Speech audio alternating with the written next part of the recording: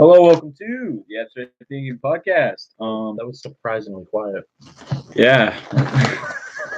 Let's see, we're actually streaming. Yeah, we are. Okay. Yo, can you fuckers hear us? Hopefully, we just did a musical We did Sweeney Todd and the Demon Barber of Fleet this Street. weekend. That's why there looks like there's cum in my hair. But That's why I might still have some eyeliner on. I'm Yeah. not quite sure, let's be honest here. But we kind of wanted to talk about the philosophies involved in the characters in that musical because it's kind of a deep, like it's one of those stories that's endlessly analyzable. You know, Extremely. Like the vendettas and the vengeance that Sweeney holds. And that is altruism the right word for the judge, I feel like? I don't think so, because the judge only acts. He only has the persona of a good man. You know. Yeah, I mean, he has the piousness of a religious man. I wouldn't say I wouldn't call him good. And I would also say he's a product of his time. Yeah, definitely. Yo, how do Yeah.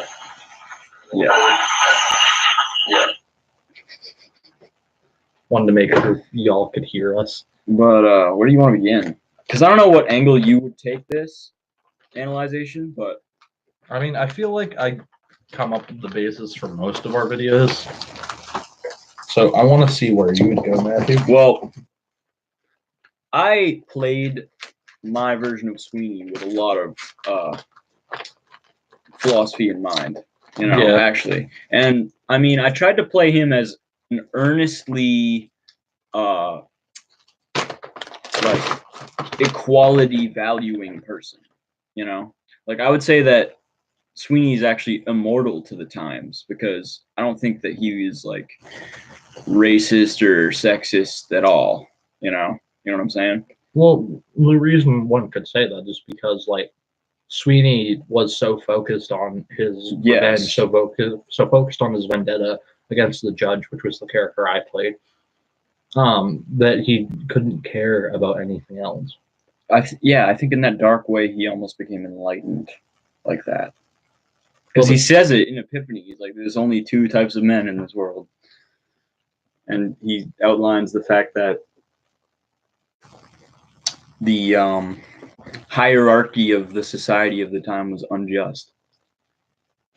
And I would say that his vendetta against the judge was sort of like a microcosm of an overall rebellion against society of the time. Yeah. I mean, the judge does some fucked up shit, though. He deports Sweeney. Always nice. Always nice. Rapes to a jail, to a prison island. Yeah. Rapes Sweeney's wife. Adopts Sweeney's child and tries to marry Sweeney's child. And it's kind of unknown how he treats her off stage as well. So you could suspect that he might be like molesting her. Yeah. Probably. But I'd say it's abusive in itself to just not let her leave the house at all. I mean, she's literally 16 years old. Like back then, if she were a boy, she'd be considered a man. Yeah, but I mean, you also have to take into account, like, and I know a lot of people don't disagree with me here, but if you look at the way things were in that time, too, women even older than the age of 16 usually wouldn't leave the house much, because women back then definitely were housewives. Right. They would never leave. I think the judge is like a representation of the cultural tyranny of the age. Definitely. I mean, and I think throwing a character like Sweeney into that time, that's just so... I only see two types of people in this world. The worsts of people and the bests of people that are treated terribly by the worsts of people. Right. And I don't care about either of them. I just care about my wife and my daughter. It's just... It makes a lot of sense, I guess you could say, to see why Sweeney would be so focused on his vengeance Hmm.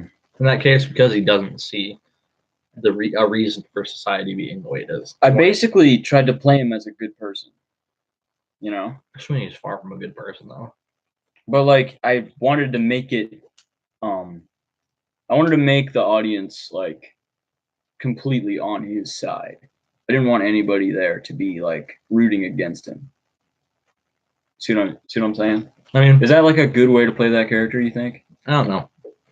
Would you have taken a different approach? Yeah, I definitely would have taken a different approach with Sweeney. Made him like more evil? I wouldn't have made him so much more evil, but I would have tried to make him like visibly not good. Mm-hmm. You know what I'm saying? Yeah. Well, I mean, a lot of people would say just the fact that he's just like literally killing people who didn't do anything to him is evil in itself. right. But I mean, shit. Like Sweeney has definitely has the style to him to be a good character, to be a good person. And I think especially before everything went down, he was an even better, like, upstanding citizen. But he was also a naive citizen and a naive person, as it says in many of the songs. He didn't really know the cruelty of the world until it hit him. Like a wall. Yeah. Like, he literally got stuck between a rock and a hard place. Yeah. There. An unstoppable force means an immovable object. Yeah, that's how you get a black hole, guys.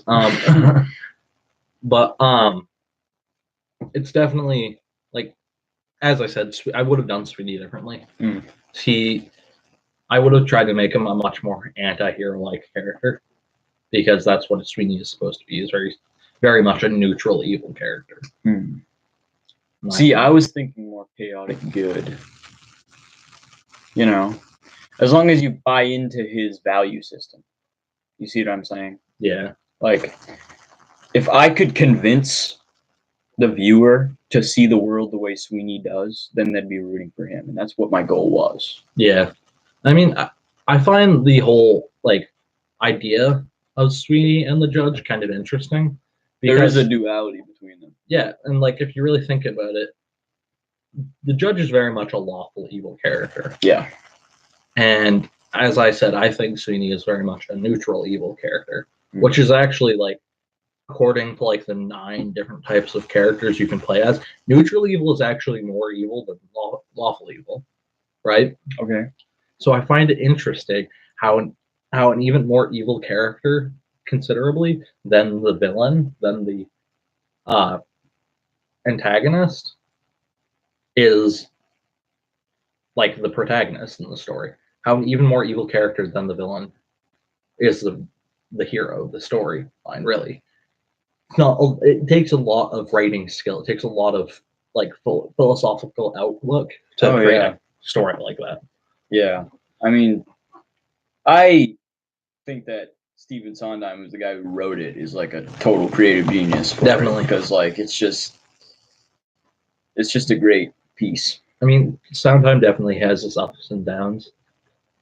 As a director and as a playwright, because, like, Into the Woods, it's kind of just like an storyline. I really feel like, but Sweeney Todd barely wrote that, like, pick and choose from stories. Yeah, but still, I feel like he could have gone a lot better, on a lot better direction with it. But, like, he definitely is very much a genius with the way he went about taking the philosophical outlooks of these characters and building a storyline like the story of Sweeney Todd. Yeah. Out of it. Taking characters like the Judge, a very lawful evil character, and taking Sweeney, like, a very neutral evil character, and the beggar woman, who honestly I'd probably say is, like, neutral, maybe chaotic neutral. I would probably say. Well, it's hard not to be chaotic when you're that damaged. Yeah. She's very, like, people don't. I don't know if people connect the dots that well. Like, she was raped and then failed to kill herself. Yeah, and then like her husband and child are gone. were taken from her. Yeah, So yeah, and then she's homeless. So like that'll do something to you. That's why she's so crazy. she's a very crazy character, and it's reasonable why she is. And I think the hypersexuality that she has, where she just hits on any like man that's around, it both comes from like the aftermath of the rape and the fact that she probably had to do that for money to get by. Yep, definitely. So A beggar woman and a prostitute. That's really how it was back then too. Yeah. A lot of the times, like the crazy chicks would end up being prostitutes, and get this, they usually end up being the richest people out there too, which is surprising. You don't think crazy people and prostitutes would make that much money back then. Honestly, they did. it's a weird way to like subvert that hierarchy. Yeah, like not even kidding. If you look at like the Wild West and like 1700s London, and like as the farther you go back, prostitutes were usually the people that like built towns, especially in the Wild West. Like San Francisco was built on prostitutes. Literally, think of it this way: Makes sense. San Francisco and Los Angeles were built on sex, drugs, and rock and roll. Hey, my family's home. That's not funny. I don't know what is. It adds up. What? Yeah, I heard. Why? I didn't even smoke last night. That's weird. He's out, isn't he? Yeah. For like 10 minutes.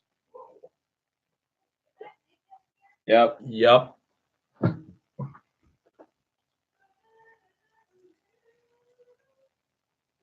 And that, sir, is why we shouldn't do live streams.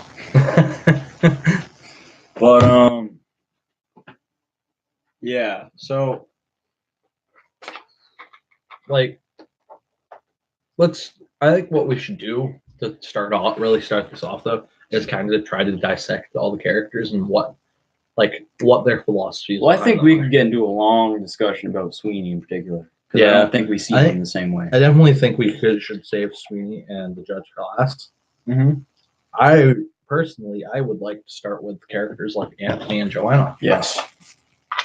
Because, I mean, I think and honestly, I don't mean to like sound weird when I say this. I think they're probably the most simple characters in the storyline. Yeah.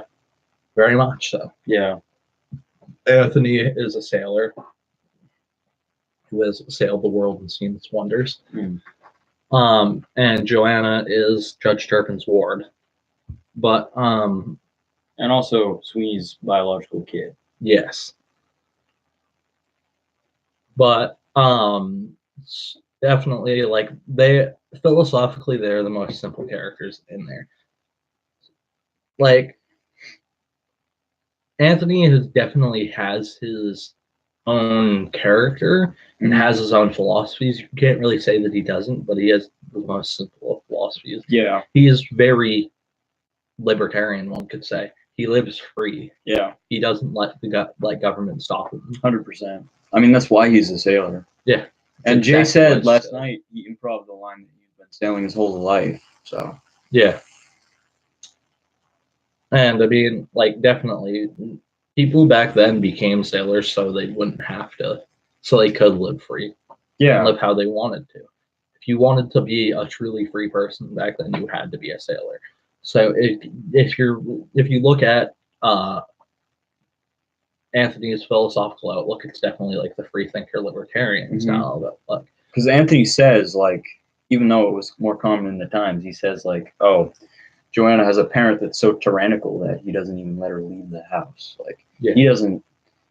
Him and Sweeney kind of see the world in a similar light a little bit about that. Yeah, definitely. I mean, the judge is definitely a very authoritarian character. I think he's really nihilistic in the way he looks at things.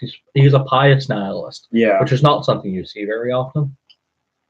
But we can get more into that as we go.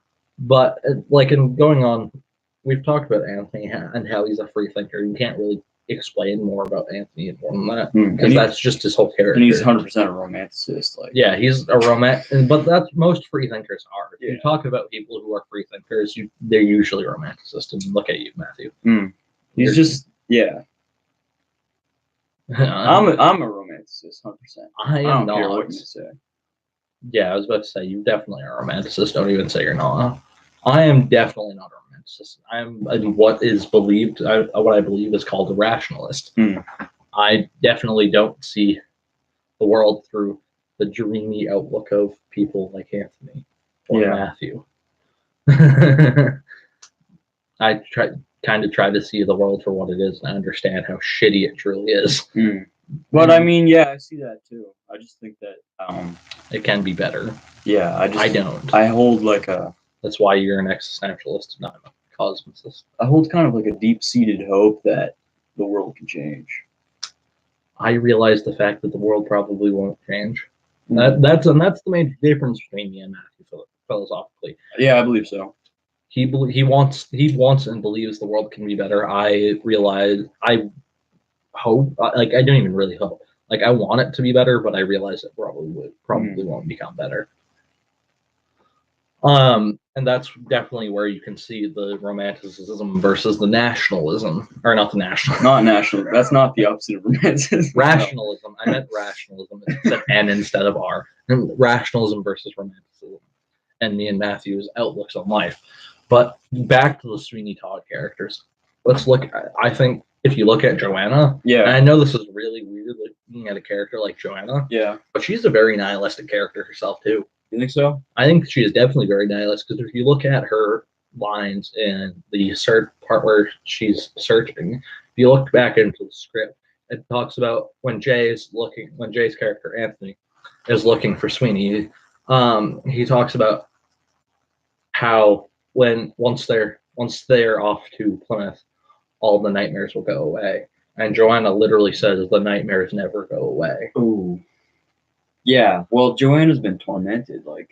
Yeah, and that's usually where nihilism comes in. A lot of nihilist people have felt torment through most of their life. And also, I want to say this about Joanna. I have like a little, the way that I see my perspective on her characters is like, you know how she says, we'll be married on Sunday. That was last August. I don't actually think it was last August. I think that's just her brain, you know? Like, I think that the Barker family, you know, Sweeney Todd's family, kind of has a little crazy in them to begin with. Yeah. You know, like, I think she inherited Sweeney's, like, kind of, like, mental illness a little bit. Well, I think they don't so much, like, throughout life, they don't so much have it all the way through life. I think it's like a post-traumatic stress disorder type thing. I think it's very much PTSD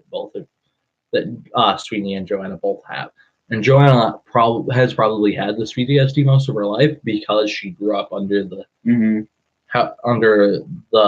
outlook and under the watch of Judge Turpin, who is a very authoritarian character. I think that there's some like what's the word for that? Evolutionary component there, where it's like, no matter who you are, if you're away from your like real parents, there's some like anxiety there about that, you know, like there's some like feeling of abandonment somewhere, even if you don't know that the person raising you isn't your real parent, you know, there's some like feeling of alienation involved. Yeah, definitely. Like, and you can see it. That's why a lot of people who are adopted will like realize the fact that they were adopted before their adopted parent tell them that they were adopted.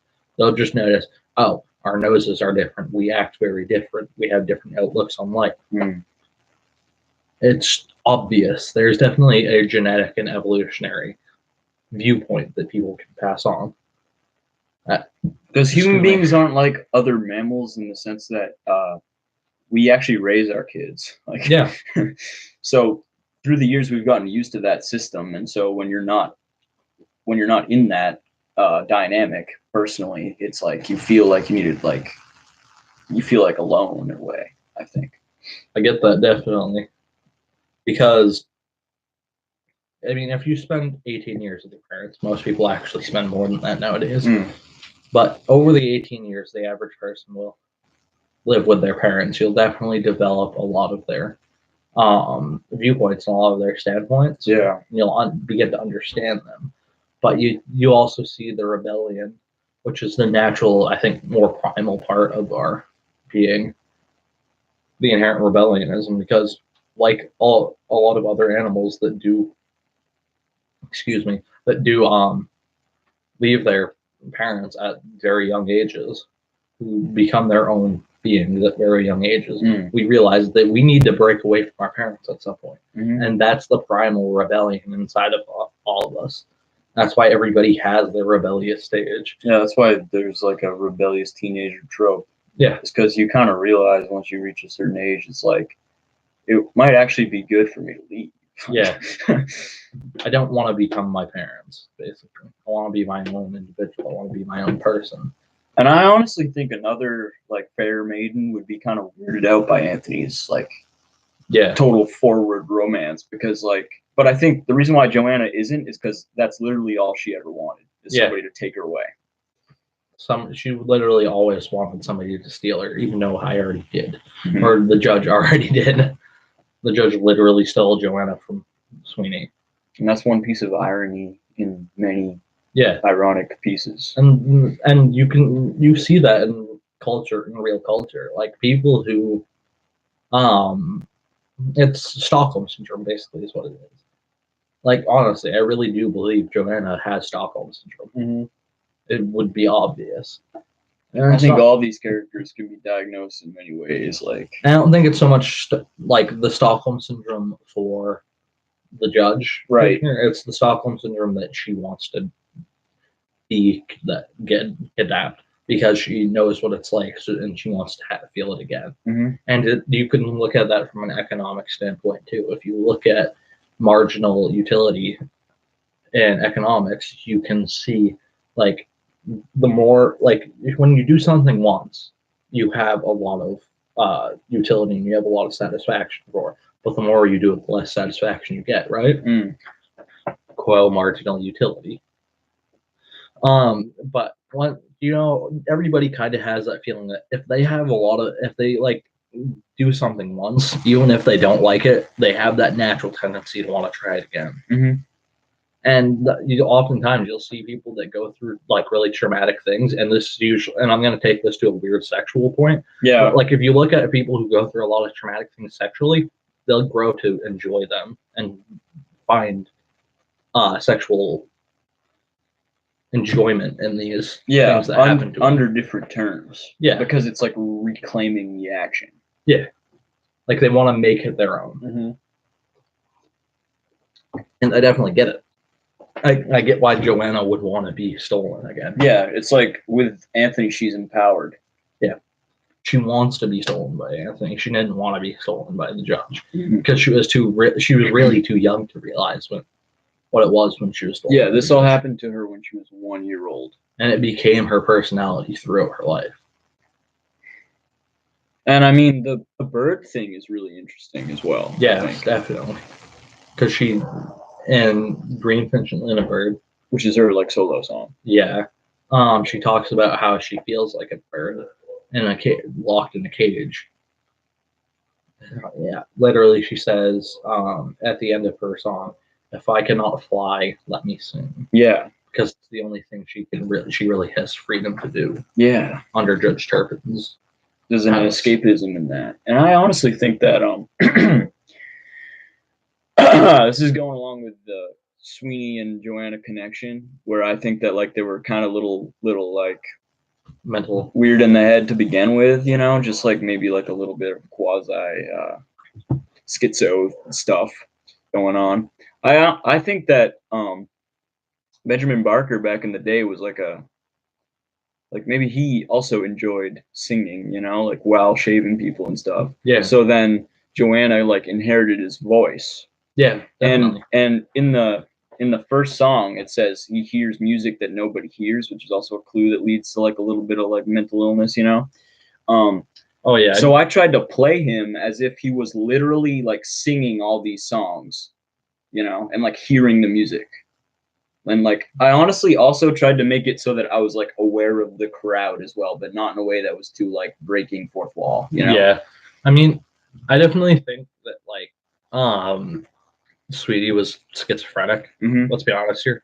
I definitely think if I was to diagnose him, he would be a schizophrenic, post-traumatic schizophrenic. I had that completely in mind in my portrayal. But as you were saying, with Joanna's inheritance of a Mhm. lot of Sweeney's like ideals, I really think Joanna inherited Sweeney's naivety Yeah, probably.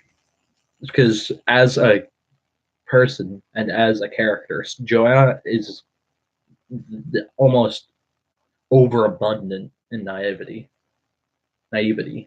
Her whole character is naivety. Yeah, I don't think she'd be as open to Anthony if she wasn't as naive as she is either. Yeah, I mean, and I feel like you have to be really naive to literally want to sail the world. Mm. Also, I mean, you might have to be confined to one room for your whole life. Yeah, literally. She's just giving up one entrapment for another, and it is very naive of her. If you really think about it, Yeah, if you do becoming think a sailor, because Anthony could be like a different type of predator, you know, yeah, for all she knows. But luckily, he's probably the most truly morally righteous character in the whole play. I don't know. I feel like Tobias before he goes fucking crazy was pretty Yeah, I morally. mean, it's really, Right? it's yeah, this is a really dark play, guys. But Like, speaking of Tobias, everybody gets abused in this. Speaking of Tobias, do you want to further on to Tobias? Well, sure. I think we Um, covered Anthony and Joanna quite well. yeah, Tobias definitely like as a character, you don't really see his philosophical outlook until later in the play Mm. because like he like Joanna is a very naive character, but he isn't as how do I say this like cyclically naive as Joanna, I would say, because he notices things.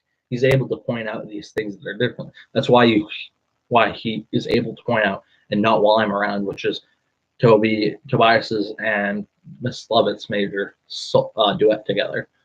He points out that Sweeney is a terrible character and a terrible person. He's able to see, oh, Sweeney's probably murdering people. Yeah. Straight up. Like, why did Pirelli disappear as soon as he went up to see Sweeney? Right. Toby knows. Toby realizes He things. catches on. Like, he's naive, but he isn't. He's observant. He's observant. Yeah, that's good. That's probably a better word than cyclically naive, which I really think Joanna is. I definitely think Joanna is very much cyclically naive, but I think a lot of the reason for that is because her PTSD. Mm-hmm. Whereas if you look at people like Toby, look at characters like Toby, you can see he is observantly naive. He is naive, but he's trying to escape that naivety. It's cool how like personality traits like that can act in tandem that way. Yeah. And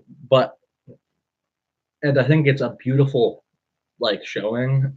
I love how Sondheim did this. I think it's a beautiful showing of ignorance is truly bliss, because as soon as Tobias does escape that naivety, he goes fucking crazy. Yeah.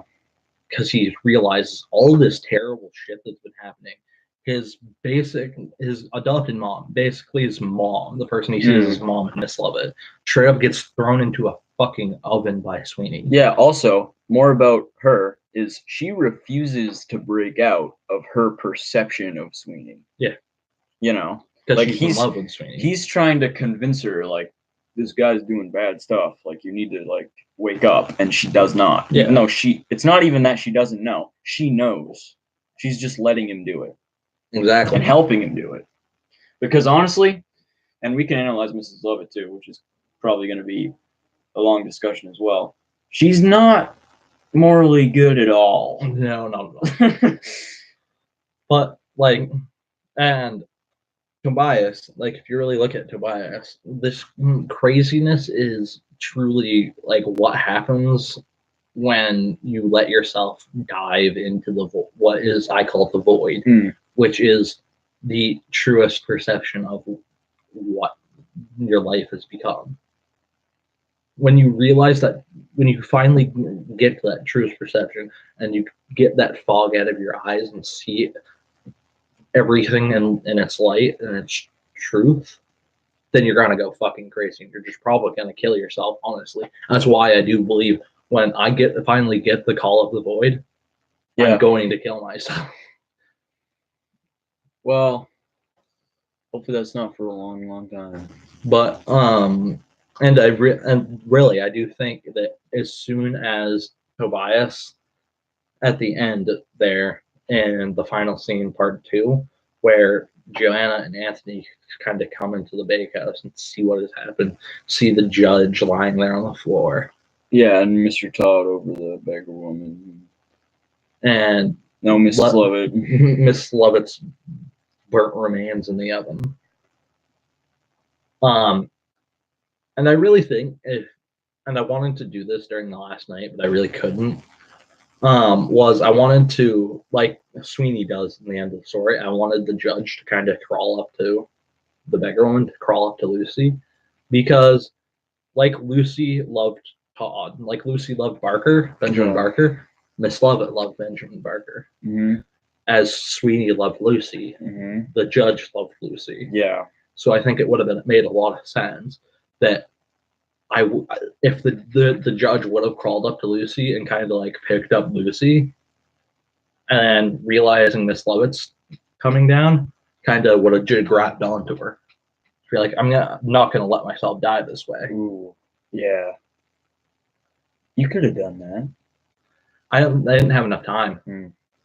Like, I tried to ask Wendy to wait to come out because I wanted to do that, but she was worried that she wouldn't have enough time. Yeah. So she came out wicked early.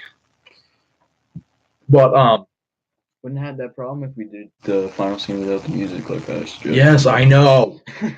God damn it. But there's definitely a lot of duality, I guess you could say, and love triangles in this play. Well, yeah, well, there's like a weird love shape. It's not really a triangle. Yeah. I guess you could say it's a love square. Or like a love diamond almost. Yeah. But what was I trying to say? Shit. Oh yeah. Back to the final scene, part 2. After like Toby does, like when Anthony and Joanna come down and see, and he tells them all these dead people. He tells them not to come back. Yeah, he's like, he kills don't himself? Come in here. Don't ever come down here. And he kills himself what I think what he would have done is he would have picked the razor back up, because you know how he drops that. Yeah. He would have picked the razor back up, would have crawled into the oven, grabbed onto Miss Lovett's body, and just slit his throat with it. Damn, son. I really think that's what would have happened. Yeah.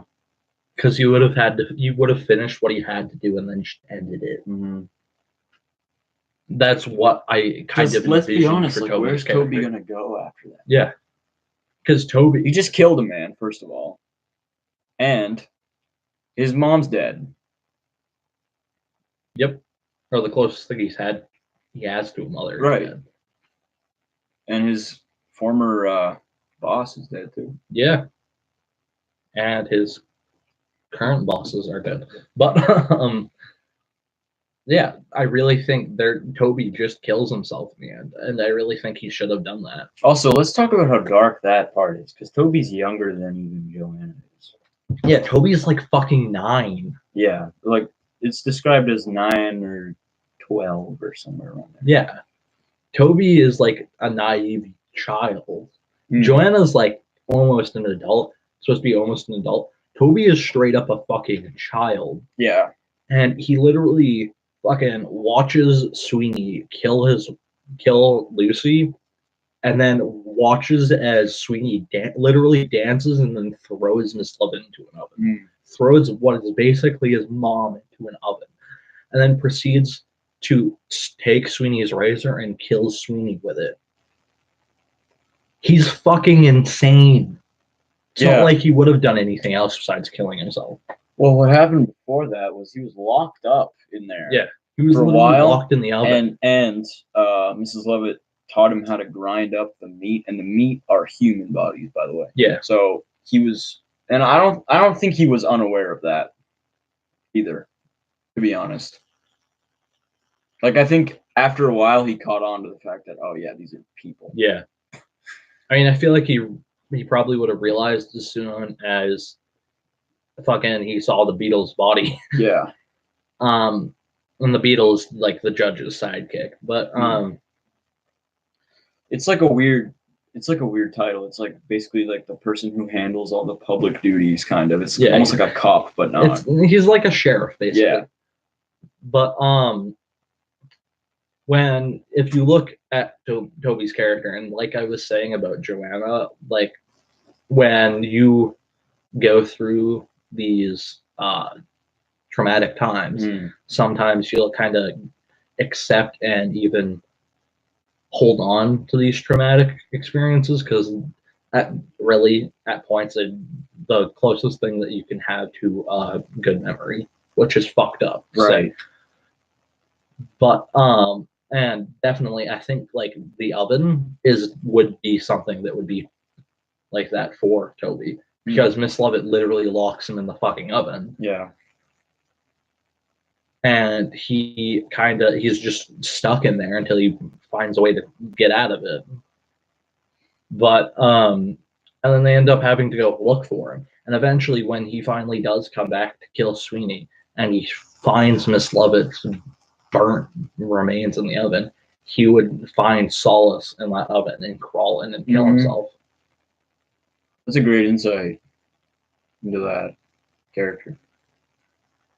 I think it's a sad but a beautiful ending to the story. That would really put a nail in the coffin. No pun intended. Like Literally. if we did that, honestly, I really added that. I really think I think it would have been way better if he would have like crawled into the oven and pulled Miss Lovett's body out and kind of like held her in his arms and then slit his throat and make it visible to the audience. That would have been like the best ending to that play I could think of. And that's the way I would have directed it. I would have made that as dark as I possibly fucking could. Because that would have been a beautiful. This is why I feel like I could make a director. Yeah. No shit. Because like as the character of the judge, which the character I played, I envisioned all the scenes I wanted. Envisions the way I wanted to do all my scenes. But were you happy with yourself at the end? I mean, I would have rather done it the way I had envisioned it, but I like the way Miss Sims directed it. Okay. So I'm like content with the way Miss Sims did it, I guess you could say. But like with the masquerade ball scene, I figured like instead of going out when I did to just pull her for fun, I would have come out with the rest of the dancers, except without without a mask, and I would have danced with Lucy during that. And then once it got to the part where Miss Lovett says, "But it's not so contrite." I would have like dragged her forward and pulled her back into the circle and raped her, which is what the character is supposed to do. I'm not actually raping her. The judge is raping her. You can't show it, so we implied it by hiding them. Yeah. Basically. Which honestly, and I kind of find it annoying. Like, I don't think a lot of the crowd understood that. No, I know they didn't. But high school version, boys. Yeah.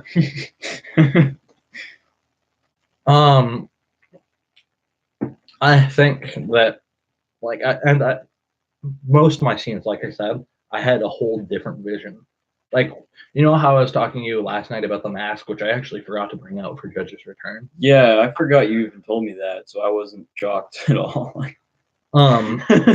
Like I wanted the judge to hold on to one of the masks.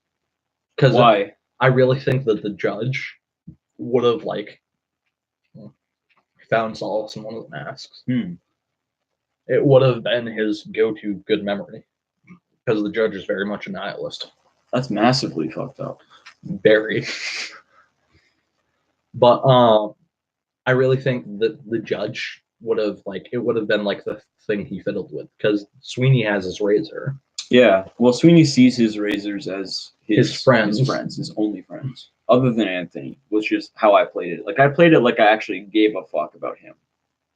You know? Yeah, which I didn't honestly. Maybe hold on. Maybe not until actually no, because I was gonna say like Epiphany changes Sweeney. Yeah, That's where he really loses his fucking gourd. You know? But no, I was trying to play him as basically just like a dude who actually has a value system. You see what I mean? I mean, and like I said, I would have played Sweeney differently if I had Sweeney's part. I would have gone a lot darker with Sweeney. Mm-hmm. I honestly have to say, I would have gone like I wouldn't have cared about Anthony nearly as much as I did. I would have used Anthony because that's what I thought Sweeney would do. And that's what I really think Sweeney would do. He wouldn't be friends with Anthony. He would use Anthony. I tried to keep a shred of humanity in him. I wouldn't have. Yeah, I know. I would have made him like the embodiment of darkness itself. That's a very interesting. Like there's casting is interesting because you got to keep in mind that different actors will put different portrayals into the character. Yeah, which is I think that's really cool. Like you'll get a different show if you get different actors. Yeah, and like I really tried to put my own swing on the judge too. Like I tried to make the judge darker than what I thought his character was supposed to be because I really thought his character deserved a darker outlook than he did. Then the script made it seem like I like that because I think the judge's darkness should be apparent to the audience. They should be able to tell. And like that's why on the last night, instead of saying, if I ever see your face on this or any other neighboring street, you'll rue the day you were born. I said, if I ever see your face on this or any other neighboring street, I'll have you hanged. Yeah. For your crimes. And I really think the judge would have done that. Yeah. Like he literally would have had Anthony hanged. He was very what would be the word for that? He was pretty punitive. Yeah. To say the least. And honestly, I almost did this during Pretty Women. Because you know how I'm supposed to like get him out of my way. Yeah. I was really kind of tempted to just kind of grab him by the throat and drag him out of my way. Yeah. As the judge, because I really think the judge would have done that. Because I think he had like all the power in the city. Like yeah, he was. And I really wish I had another major scene with Joanna because I would have been more like violent with Joanna. Even though that was really hard for you. Yeah. Because like I'm supposed to like during the Joanna scene where I'm supposed to be like, how sweet you look in that Muslim gown. Yeah. And I feel like then she, like when she's kind of lying to me saying that all she wants is to be obedient to me. And when I find out that she's planning on marrying Anthony, I really probably would have gone a lot more violent with the judge's character because the judge would have been fucking violent in that case. Yeah. He wouldn't have held himself back. Yeah. Especially because the judge in his home with Joanna would not. He wouldn't be worried about beating this proper person. That's where the persona falls away. His proper persona would fall away, and he wouldn't mind like literally beating Joanna. I feel like. And I would have, and that's what I would have wanted to do with the character. I would have wanted the character to be more violent. That's why I wanted another scene with Joanna. Because it really would have pushed the judge's character. You know what I'm saying? Yeah. Definitely makes a lot of sense. Yeah. I would have wanted you to have more scenes in general. Like I would not have cut the Mea Culpa song ever. Yeah. I like that part. But I mean, it is what it is, I guess. Yeah. We did a good job, so yeah. I'm happy with what we did. Yeah, I really would have. I like the way Miss Simmons directed it. Don't get me wrong. Miss Simmons is a great director. I liked how she directed specifically me with like a lot of leverage and a lot of leeway. Yeah. You know? And that's the thing that kind of annoyed me with her directing with the judge. She didn't give me a lot of leeway with my character. I wonder why. So I had to like more imply the darkness of the judge instead of like be right out with it. And so I feel like not a lot of the crowd really understood the darkness of the judge. And that's what I wanted. I wanted the judge to be a dark character. Yeah. Because that's what the judge is supposed to be, a dark character. Yeah. And I really wish I would have had another scene with like Lucy other than the masquerade scene. because I really think the judge would know it's still Lucy in there somewhere, and he probably would have still fucked with Lucy. Oh yeah, that would be so dark, dude. He would have like straight up, like you know how like in the scene with Joanna where I like caress her face. Yeah. I probably would have done that with Lucy. I probably would have been like, "You're still beautiful to me." Holy shit. Yeah. I wish you got the chance to do that, dude. That would be a punch in the gut for everybody. Yeah, that'd be awesome. I would have played. I wish the judge had more scenes. I really do. Yeah. Like if I could have just added 2 scenes to that play, I would have been so happy. Yeah. Because I would have had one more scene with Joanna, and I would have had one more scene with the beggar woman. Yeah. Because then I can really push the evil side of the judge. Right, and really show it. Yeah. That's why I kind of tried to go with during the ballads. I tried to make the character look more evil. That's where I tried to push the darkness, and that's why you'd hear it in the last night. I don't know if you heard this, but during the songs, like the Fog's Silence song, and during the first and the last song, instead of going with the normal deep sound, I go with the proper deep sound I went with during the first 2 nights. I went with a more growl-like complexion to it. I kind of growled my lines a little bit. Is that why it sounded so good in the last time? Yes. That's great. I was like, Sweeney potted and Sweeney plant. That's like awesome. A perfect machine plant. But I tried to make it seem more darker in the ballads. Because I really felt like the judge didn't have the time on stage to show it. Didn't have the correct scenes for it. Yeah, I would have given the judge more stage time. I almost said screen time. I really think the judge and Sweeney should have had one more thing together too. Like in what context? Like how? I really think I really think it would have made a lot more sense if like the judge was judging the shaving contest instead of. Ooh, if the judge was there? Yeah. Huh. I think it would have made a lot of sense. Because especially if like I walked up beside you not knowing that you were Benjamin Barber, right, and you kind of like would have started like fiddling with your razor, just being like having like a little bit of a grin on your face, being like, am I able to do it now? And you would do all that shit with Borelli. It would have gotten that like little extra detail would have done so much. Yeah. I really wish I directed that. This is why I want to direct things like this too. And I really wish, like, if Miss Simmons ever does stop directing for the school, I might try to step in. Because, well, I mean, do you need a technical degree to do that for school? Or? I don't think so. I really don't. I mean, doesn't Miss Simmons have an associate's degree in theater? Yeah, I believe so. And I mean, honestly, I wouldn't mind getting an associate's degree in theater to do it. Either would I. I would love to direct. Yeah. I would love to write a musical. And I have a lot of ideas, but maybe I'll get around to them, maybe I won't, you know? And I mean, I definitely would have wanted... I would have given you, like, the leeway so you'd be able to do what you'd want with Sweeney, but I probably would have been more... I probably would have wanted you to go a little bit darker with Sweeney than what you did. I feel like it would be one of those situations between, like, the director and the actor where there's a lot of, like, conversation, you know? And I really think that that should happen. But Simmons with me has always been very hands-off. I don't know why. And she's always, like, with Oregon, she didn't really give me a lot of leeway with Oregon either. And Oregon was the character I played for Tartuffe. He was actually very judge-like. And which, that honestly is one of the reasons why I feel like I didn't leave much of a legacy as far as character-wise on, like, the theater, is because every major character I've ever played was very similar.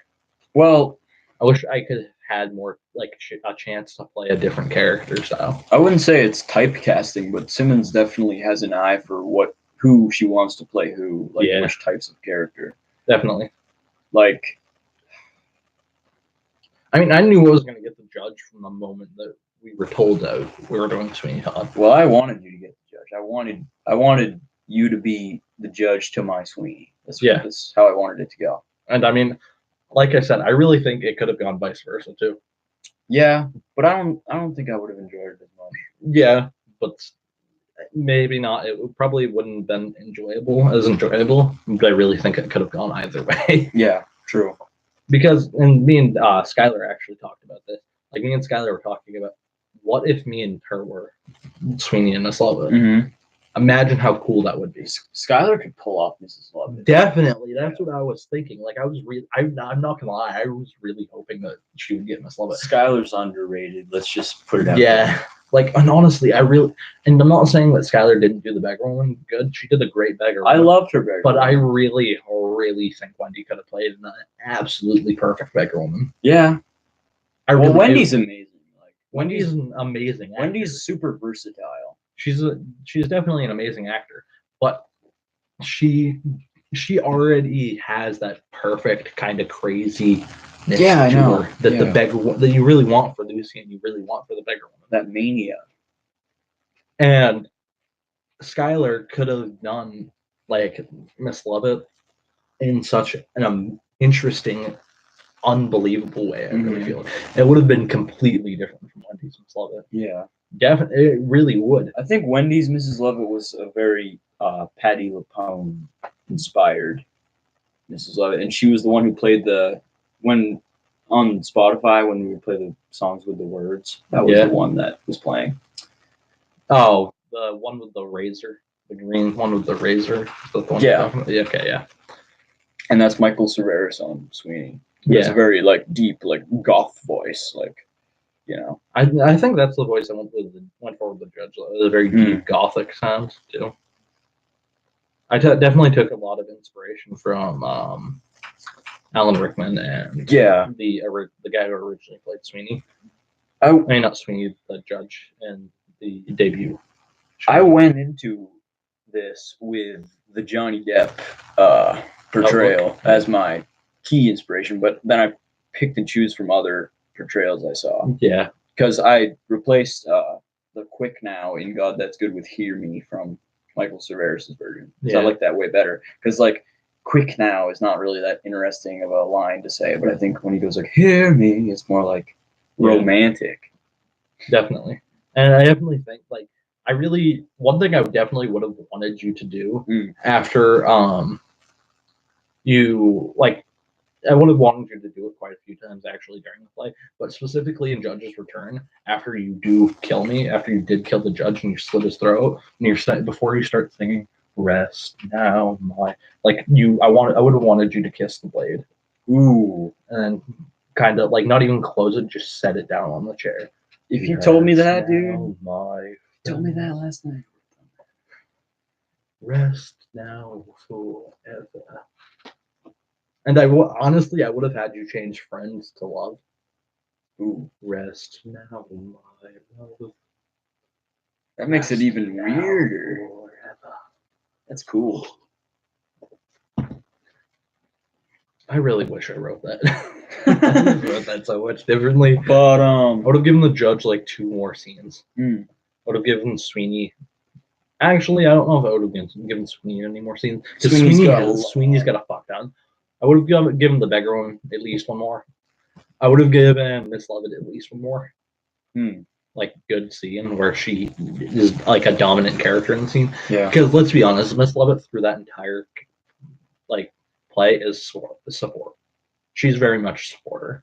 Well, usually, I mean, people have said throughout in certain versions that she kind of takes the cake in the whole play, you know? Yeah, and that's because a lot of people like the portrayal, the way people take the portrayal of Miss Lovett. And maybe even in some dark way relate to her. Yeah.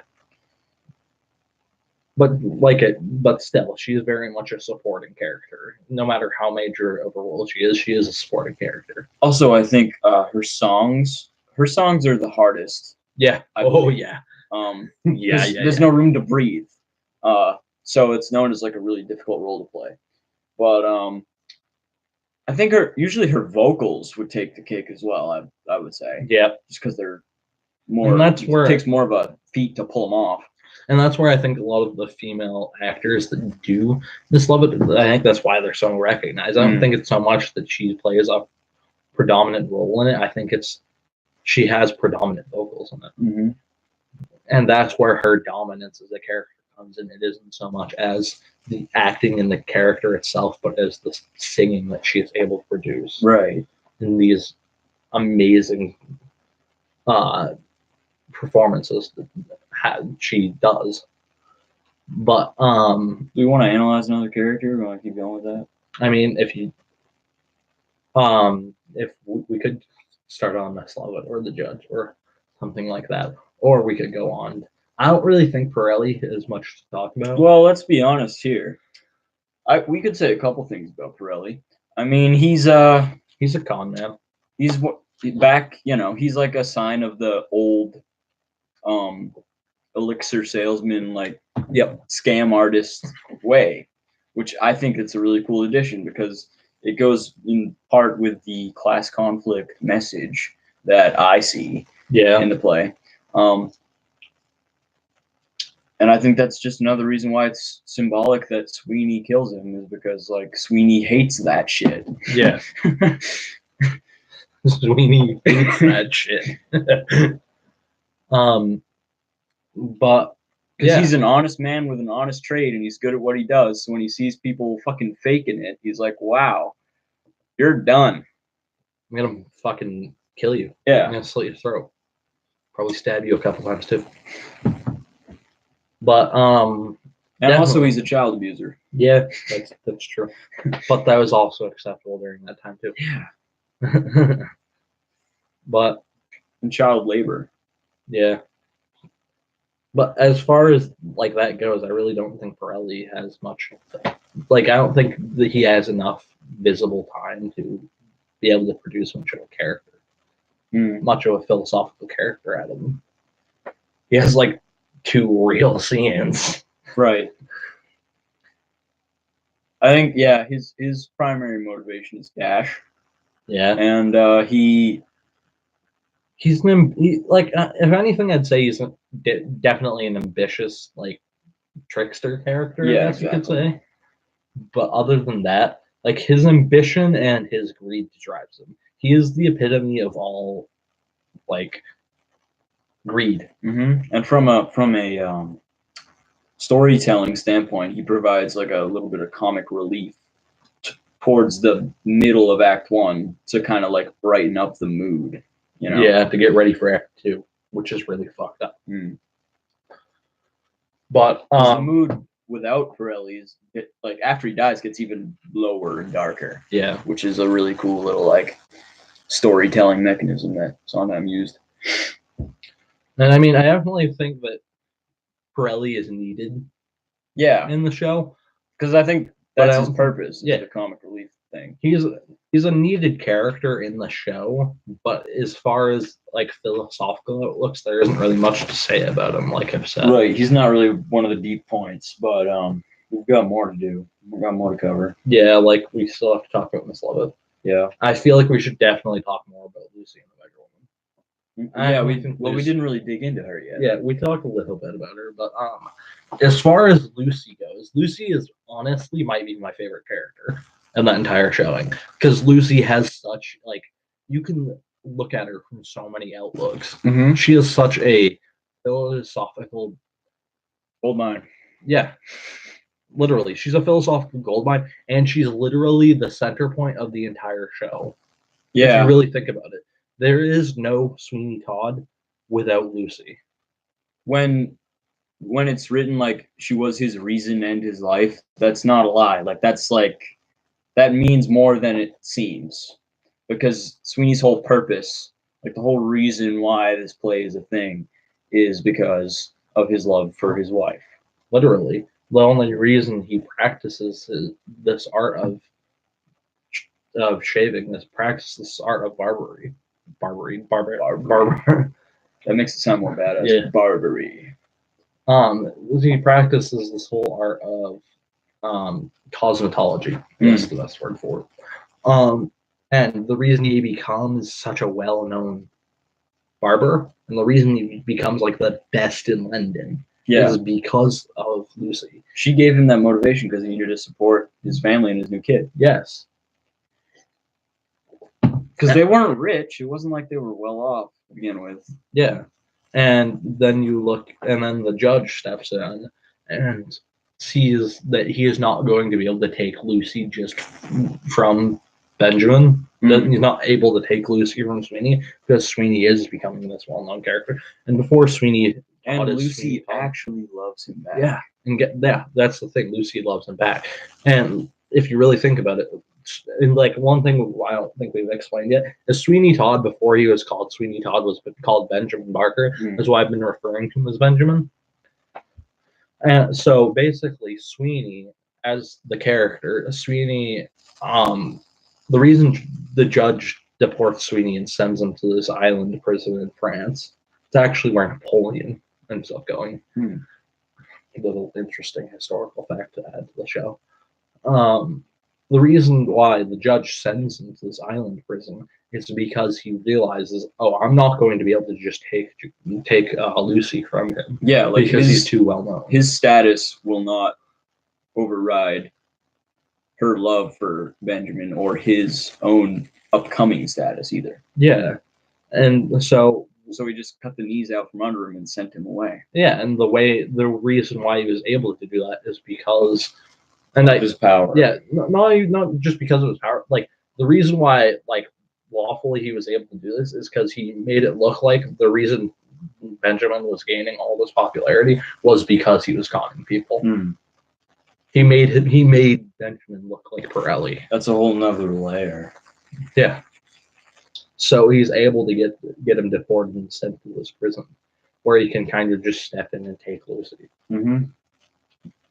In a literal and fucked up way. Definitely.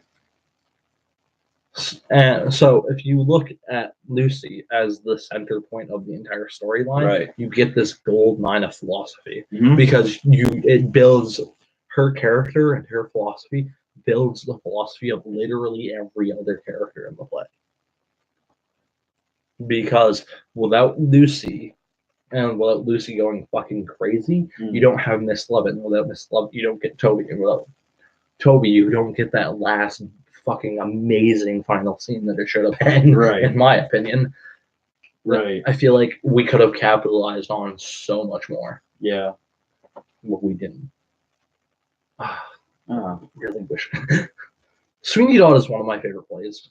It's my favorite musical. I would put my money on that. Like, honestly, it's probably like number 2 for me because Death of a Salesman just has so much to it. Yeah, but like musical wise, Sweeney Todd's probably my favorite. Yeah. At least from a viewing standpoint, a watching it standpoint. If you look at it from more of a acting standpoint, honestly, I think it's one of the more boring plays we do as actors. Really? Like, because like as actors, we build these characters, but if you look at it from the amount of like fun we can go, like the amount of weird shit we can do with like all the props and all the extra parts. I see what you're saying. It's more boring in that case. Whereas if you look at things like Into the Woods and Hamilton and a bunch of other, Rock of Ages was fucking fun. Especially Rock of Ages, you get all of these happy-go-lucky characters with Rock of Ages, and you get all these props and all these, and you get more leeway to a lot of fucking leeway to just like be goofy, because like with Sweeney Todd, you're really trying to send a message. You're really trying to like get the story across. So, and it's a really serious story, so you have to like almost play it straight completely. Yeah. So I see what you're saying there. But as far as watching it and as far as like analyzing it, Sweeney Todd is definitely my favorite musical, but not my favorite play as a whole, because I feel like Death of a Salesman, like Sweeney Todd, definitely has a lot of absolutely amazing philosophical viewpoints and standpoints and outlooks. And I really like, and I just can't get over trying to understand every single one of these characters, trying to really get to know all of these characters in Death of a Salesman. And the same thing can happen with Sweeney Todd. Mm-hmm. The real reason why I put Death of a Salesman above Sweeney Todd, because I know this is kind of fucked up, but it's a lot easier to fall for the characters in Death of a Salesman than it is to fall for characters in Sweeney Todd. I don't remember Death of a Salesman that well. I've read Death of a Salesman like 4 times. I only read it once. But like, and I think a lot of the characters in Death of a Salesman are very much comparable to Sweeney Todd. Like if you look at Biff, who is the son of the main character, he is very Sweeney like, because all he really wants throughout the storyline is like revenge against his father. Yeah, Willie, and because he knows his father lies and cheats and does all this terrible shit. And if you look at characters like Happy, who are very much kind of Anthony like, I feel like, which is kind of ironic. That's a cool parody or parallel. I don't know why I said parody. I have to pee. That's probably why. Yeah, I have to drop a load, but I'm holding it. Damn. Well, I'm gonna go. I'll talk about capitalism now. But we might start discussing that when we start talking about Sweeney, though. Yeah. But as far as Sweeney Todd, if you look at Lucy, you get these beautiful, like character designs and outlooks. Whereas, like if you look at her before Sweeney is, if you look at her before Sweeney, like if you look at her with Benjamin, she's this very happy, kind of like naive character who you can't really like, you understand, but you don't really know or want to like understand quite yet. And then you see the masquerade ball scene, and you see the terrible shit that's happening. You see Benjamin Barker leave. And you kind of begin to grow with this character. And Lucy / the beggar woman is that character that you kind of grow with throughout the play. And honestly, one could even make the argument that she is the major character to this play. She is what people watch grow. She's the person that people watch a lot more of. If you like, the people who really come to watch the show watch Lucy over Sweeney. I really believe that. I don't know if you heard any of what I said. No, not at all. What I was saying is, I heard that you really believe that. Lucy is one can make the argument that Lucy is the main character of Sweeney Todd, not Sweeney, because you watch Lucy grow as a character more than you do Sweeney. Yeah, more of like a character development. Yeah, you see the character development of Lucy more than poured that all over my face. Yeah. But that was weird. But Lucy could be argued that as the main character, because you see this character development, and you kind of, the people who understand the show and come to watch the show because they understand the show, really come to see Lucy, not to see Benjamin Barker. They come to see Lucy. They come to see the beggar woman because she is the center point of the story, which is another beautiful writing style by Sondheim. In this case, he doesn't write the main character as the center point of the story. He writes the main character's reason as the center point. Yeah, the main character's motivation is another character. That's awesome. Like, that's not that common in stories. You don't see that a lot. And it's another part of Sondheim's genius with Sweeney Todd. They're all intertwined, all these main characters. They're all like, it's like a weird fucked up family. Like, yeah, I mean, most theaters are weird fucked up families, but true. Kind of like our own. Yes, but people who come to watch Sweeney Todd, they see Lucy grow. They see at the beginning while she's before Sweeney Todd, while he's still Benjamin Barker, they kind of see this happy, naive character. And then Benjamin Barker gets deported and gets sent to this prison, lives there for 15 years until he's brought back by Anthony on the boat to London. And over this 15 years, we see this masquerade ball where Lucy gets raped, and we see her take arsenic that's given to her by Miss Lovett. Which is another fucked up part of Miss Lovett's character. Yeah, Mrs. Lovett kind of tried to kill her. Yeah, because she's in love with Sweeney. She was in love with Sweeney before Sweeney was Sweeney. And I've got a little theory about that as well. Yes, we can talk about later. But then we see this masquerade ball. We begin to understand, oh, this is good. This is truly going to be a fucked up story. Mm-hmm. And then we see her take this arsenic and go fucking insane because she doesn't understand what did she do to deserve this. She was naive of the terribleness of the world. I guess the best way to put it. She was naive to that. So and then we grow with this character. We kind of see as this character develops over time, and and that's why I say she's the main character over Sweeney, because Sweeney, it goes from this naive Benjamin Barker automatically to Sweeney Todd. Yeah. We don't see any character development there. We see the character development of Lucy. Mm. And Lucy becomes this motivation. And that's truly why I think Lucy is the main character to the storyline.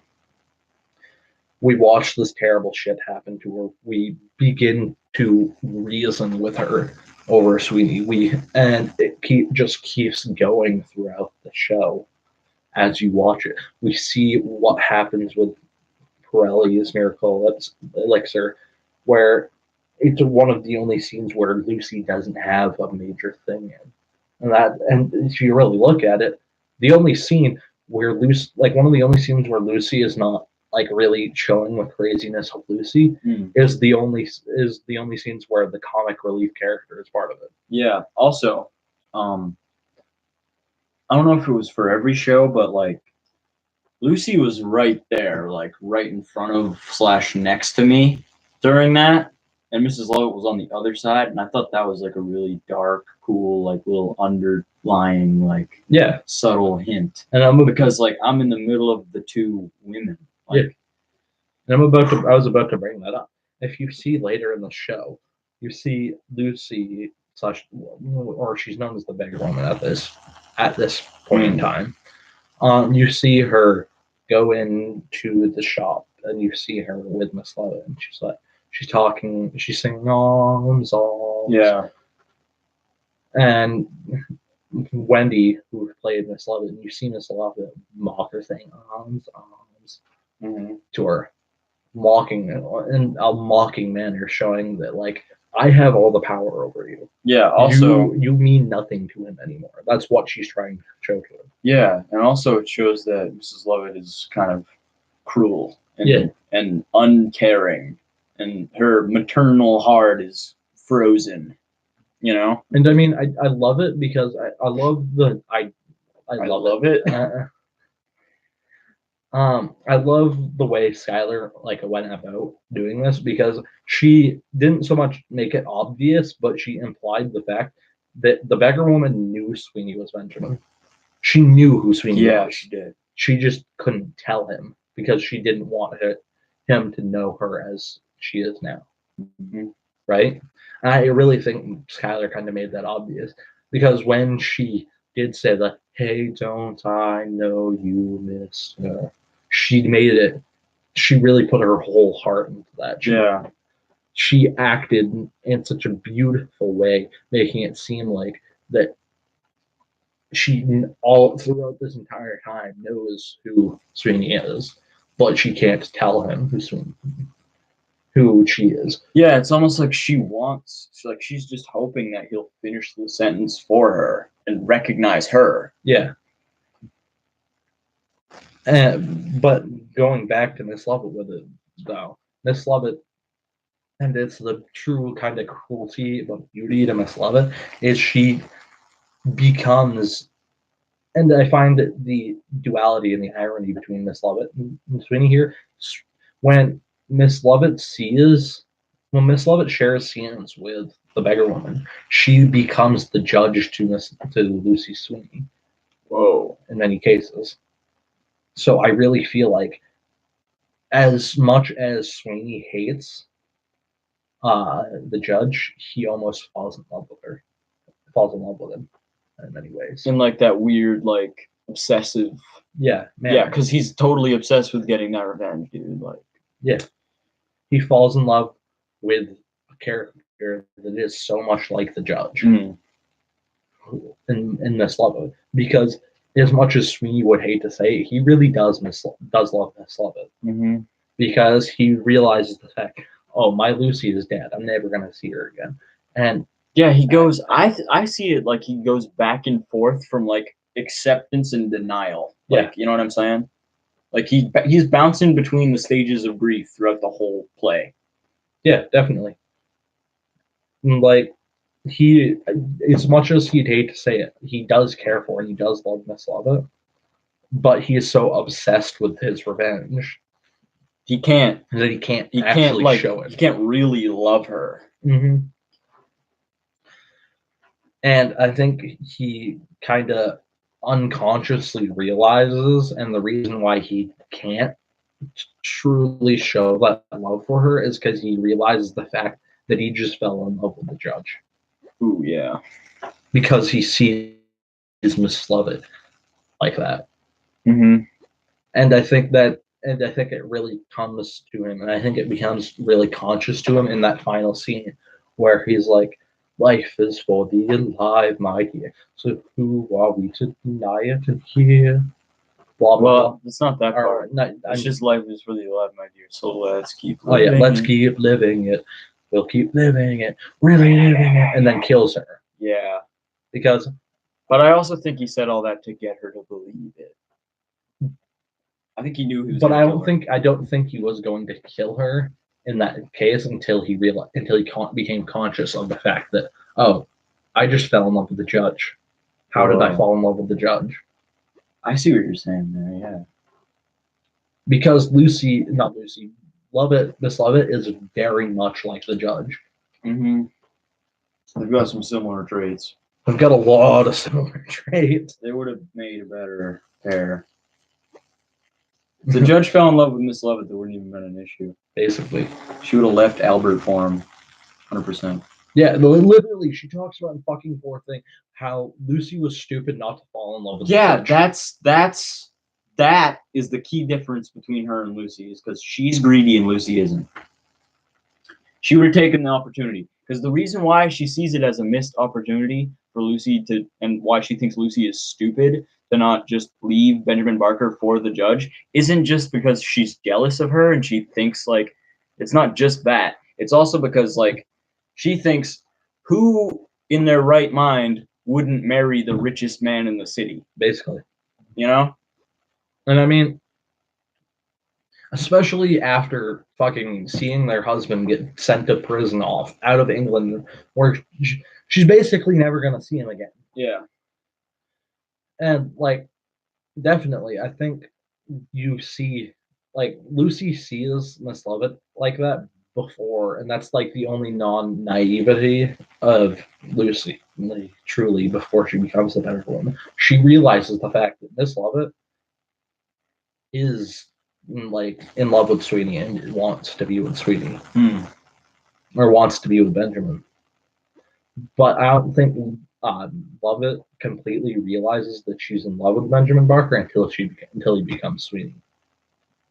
Whoa. And that is why Lovett is so willing to do this shit with Sweeney. Because she just falls harder.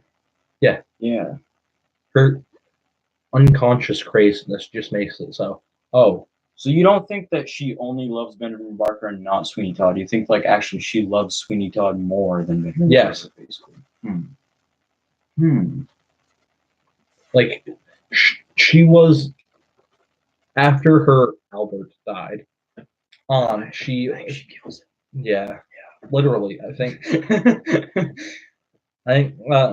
she kills Albert because she realizes, oh, I'm in love with Benjamin. And Benjamin gets sent away. And when she realizes, and the reason why I think she falls so much more in love with Sweeney than she does with Benjamin Barker is because she realizes after all this time he's come back to meet not Lucy.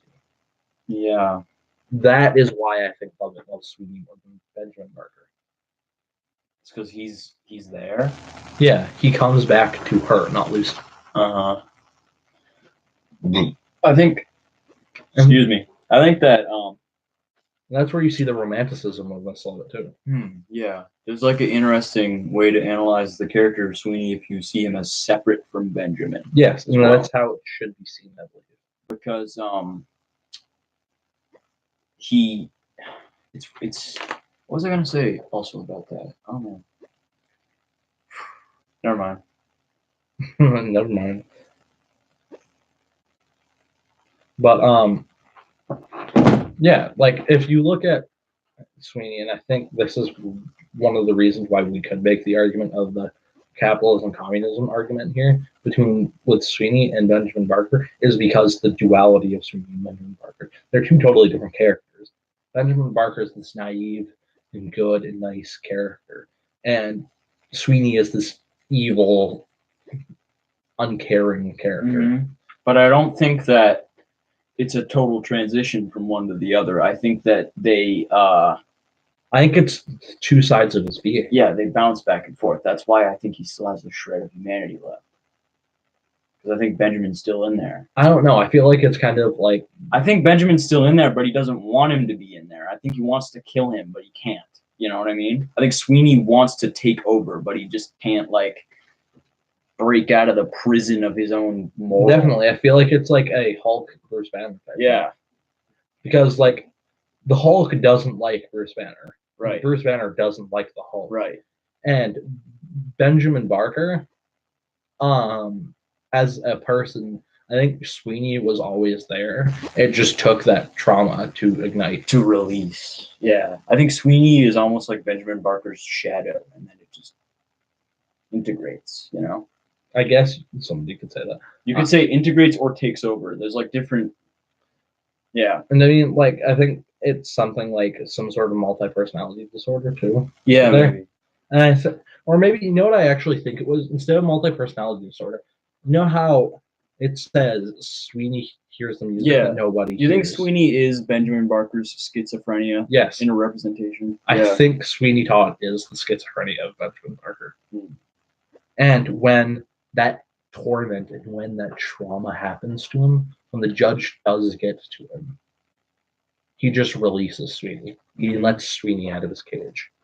And Sweeney takes over. And Sweeney just destroys Benjamin Barker. And that's why if you like look at Thor Ragnarok, and I know I'm going off Sweeney into like Marvel here, if you look at Thor Ragnarok, Bruce Banner never came back. It was just Hulk once he left. Hulk took over.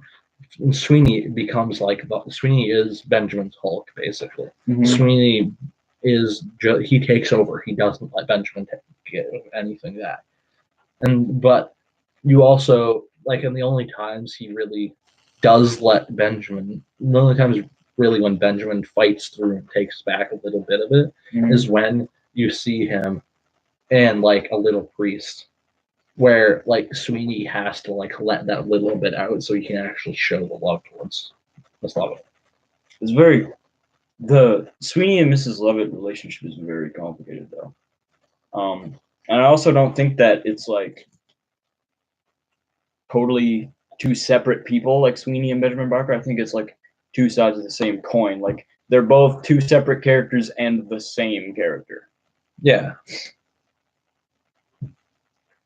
I think it's way more complicated than just a simple like switching back and forth. I think it's like a weird mix. I mean, I definitely think it's like a Dr. Jekyll, Mr. Hyde type situation. but not even that simple though. Well, if you look at the idealism behind Sweeney and Benjamin and behind Dr. Jekyll and Mr. Hyde, is both of them are always fighting for supremacy over the body. Right. And usually it's Hyde and Sweeney that have the supremacy. But when Sweeney and the only times Benjamin Barker is really able to come back, and the only times Hyde is really able to come back, or not Hyde, Jekyll's really able to come back, is when they do fall for someone. And when Sweeney sees like this absolutely like disgusting idea and amazing idea of cooking these dead people into the pies. Yeah, when he realizes he realizes, that's what you're saying. Oh, I love this. I love you. And then Benjamin Barker is able to come back in a little bit. Well, I think the love that he does have a little bit for Mrs. Lovett is connected to her evil. Yeah. He loves her evil side. And I think that goes right hand in hand with the kind of like weird dynamic between him and the judge, you know? Like It's like a Joker Batman almost. Like they almost can't exist without each other. And that's why Sweeney dies right after he kills the judge. Definitely.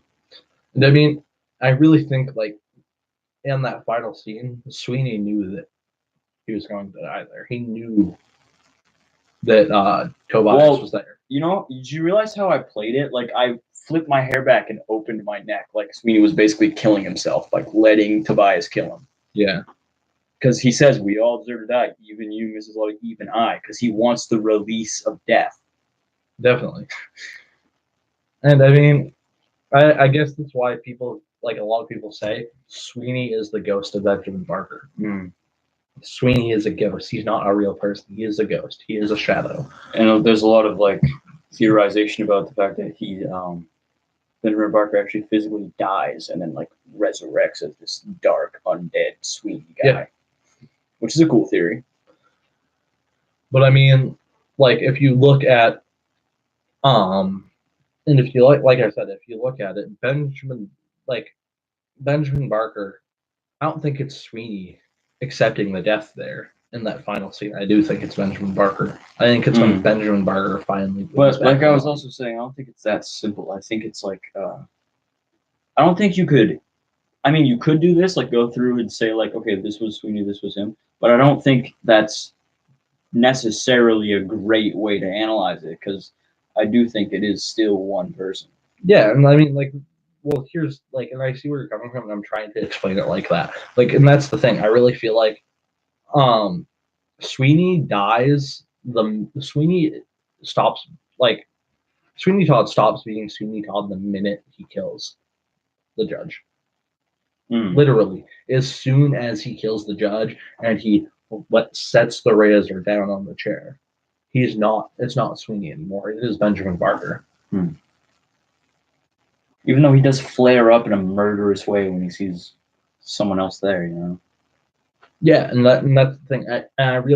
What I think it is I think the way Benjamin wins back himself is by accepting Sweeney. Because what I think is happening. Well, that's what the Jungian psychologists say about accepting your shadow. Yeah. The reason why Benjamin can't win back the body is because he's always trying to get rid of Sweeney. He doesn't want Sweeney there. Yeah, because Sweeney's also kind of trying to get rid of Benjamin. Yeah, and when Benjamin Barker accepts, oh, Sweeney is just a part of me, that's when he wins back. There's an integration. Yeah, he just integrates Sweeney into him. That's why when after Sweeney kills the judge and it comes back to Benjamin Barker, he realizes, oh, I forgot my razor, and then he's like, oh, I'm gonna kill you now. You think he's more in control? He doesn't so much become Sweeney, but he's able to use. He's able to use Sweeney. Yeah, I see. Yeah, that makes a lot of sense. It's Benjamin Barker willing to use Sweeney at that point. Yeah, he's finally got Sweeney on his leash. Right. I guess you could say. But and that's why he's so willing that when he goes down from there and he sees, oh, I killed Lucy. or not. Yeah, I mean, I think that's like his real heartbreak is when he sees that he killed her. Yeah, and like, well, here's the thing, and that's the thing. I really think it's not so much him giving up after he kills Sweeney, giving up after he kills the judge, because I think it's just, oh, I've finished. Sweeney's finished what he wanted. He's Right. killed the judge, Right. so he has no reason to be there anymore. So Benjamin takes back over, right? Mm-hmm. And then Benjamin comes in and he hears Miss Lovett scream, Mm-hmm. and his kind of like unconscious love from Miss Lovett comes in. Because he cares. Yeah, he cares for Miss Lovett. He goes down and he sees Miss Lovett finally kick the judge off of her. Yeah. And just die there. And he asks, "What, is the judge still alive?" And blah blah blah. Miss Lovett talks and all that, and he says, "Open the door. I'll drive these bodies into the oven," because he just doesn't care about anything anymore. And then he realizes, oh, Sweeney just killed Lucy. I hate him. Ooh. I hate him. It wasn't me that killed Lucy. It was Ooh. Sweeney. I hate him again. That's a whole nother like layer. Yeah. I hate Sweeney once more. I will never let him take back over. He's gonna live in that cage that I put him in. Mm-hmm. He is never going to come out again. Mm-hmm. And the way I'm gonna make sure that happens, I'm just gonna let Tobias kill me. That's an interesting take. Yeah. It's a whole different like plethora of character. But I'd also like to say that these other characters in the story gave him purpose. Yeah. Especially Lucy, but also the judge and also Mrs. Lovett. Mm-hmm. So then after they're all dead by his hand, you know, Yeah. it's like, yeah, I got no reason anymore. Yeah. And that's the thing. I really feel like the reason, and that's why I say Sweeney gave up as soon as he killed the judge, because Sweeney didn't feel a point anymore. Do you want some more? Yeah. But we still got like Mrs. Lovett to dig into. I mean, I think the judge and Sweeney Todd. I mean, we've dug into Sweeney Todd quite a bit. I mean, I still wanted to like explain what influenced my portrayal as well. Okay, we can do that. Oh, are you ready? Yeah, I'm done. We don't have to go into the judge or Lovett anymore. Well, we already talked about Sweeney. We've already been talking about Sweeney, so I think we should finish Sweeney before we move on to the. Oh, all right. Well, couple things, and I mean, I've kind of already hinted at all of them, I think, but Yeah. One would be, I think he was earnestly socialist in his value system. Of course you did. You see what I'm saying? Yeah. Because like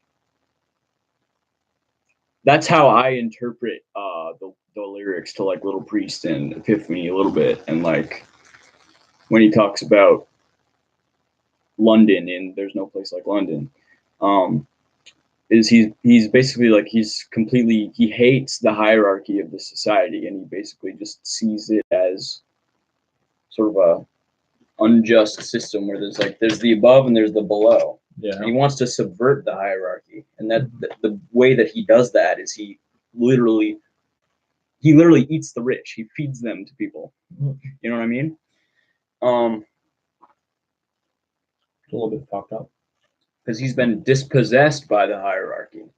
He's been fucked up by the fact that one guy had all the power in the world to send him away unjustly and take his wife from him and take his daughter, destroy his whole livelihood.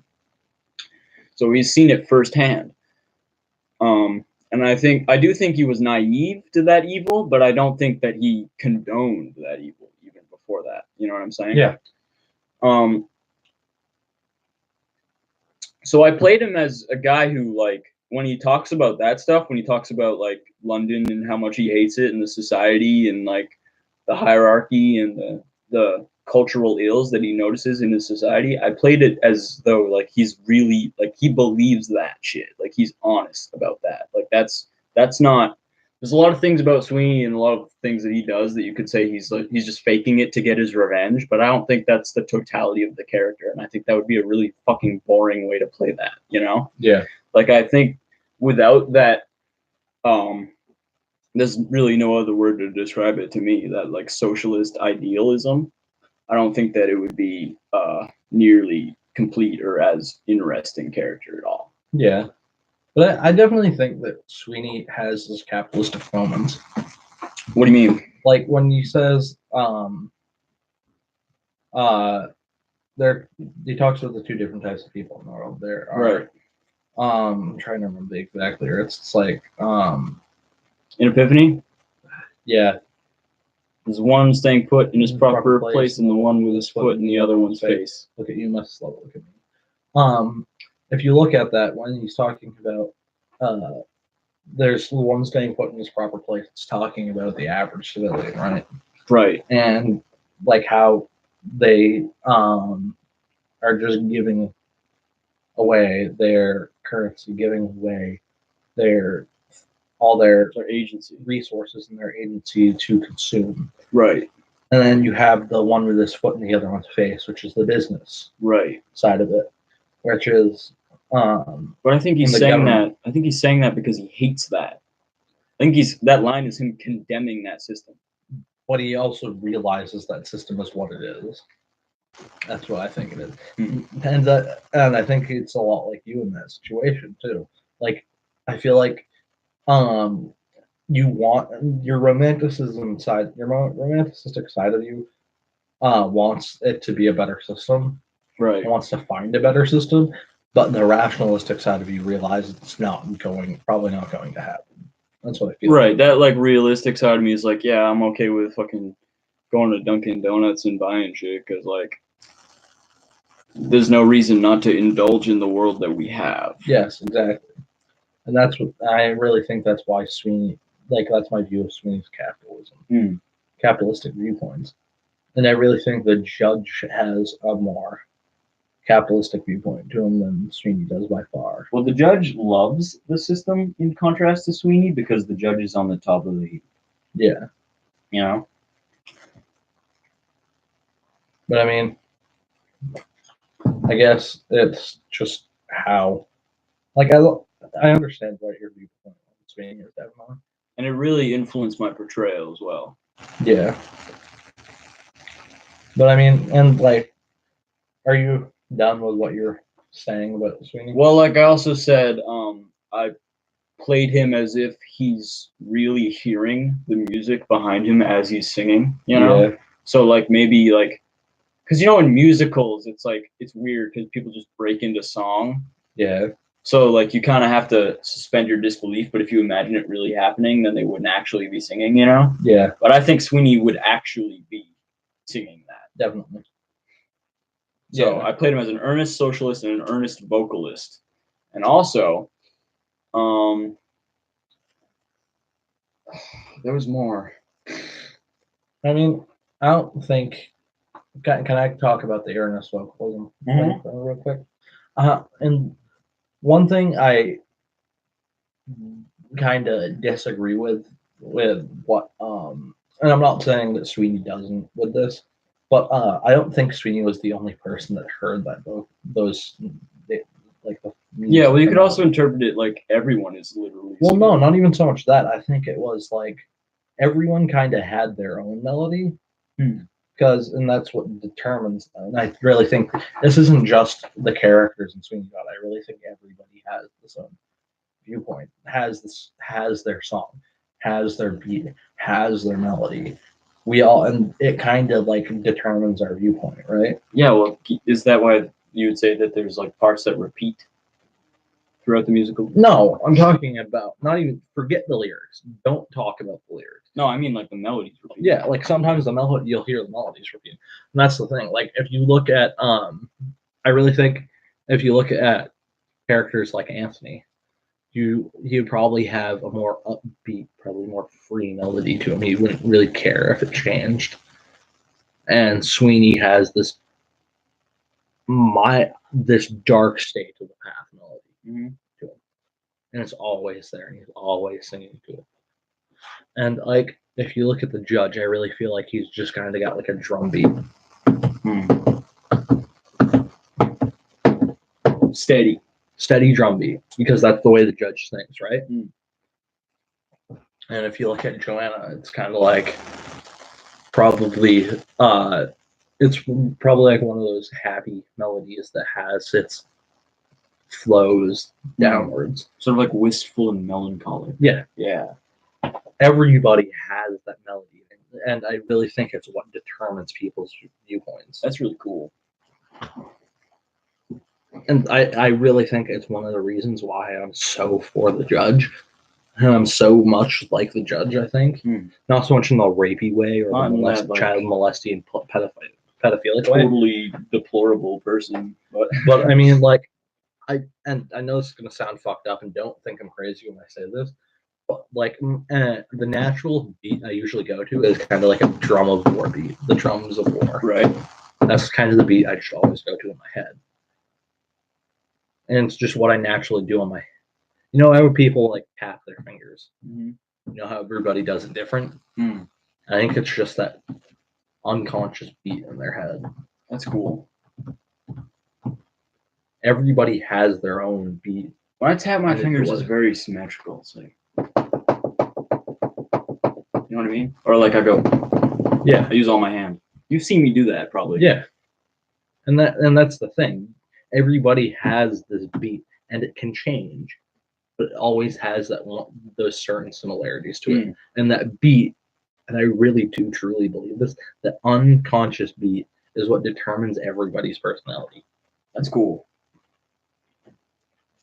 Because if you look at people, like if you look at me, and as I've explained, I kind of hear that drum of war beat. Like almost like a marching sound. I have like a fast tempo as well. I think that speaks to my mania. Yeah, definitely. I have that drum of war marching sound in my head all the time. And that's why I think I'm such a tactful person. That's why I'm so ambitious. That's why I am so willing to like not give a fuck, to not care about things.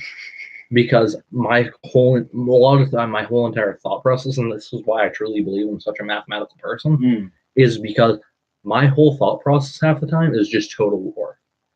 That's why I think I hear the drums of war. That's why I think I hear that.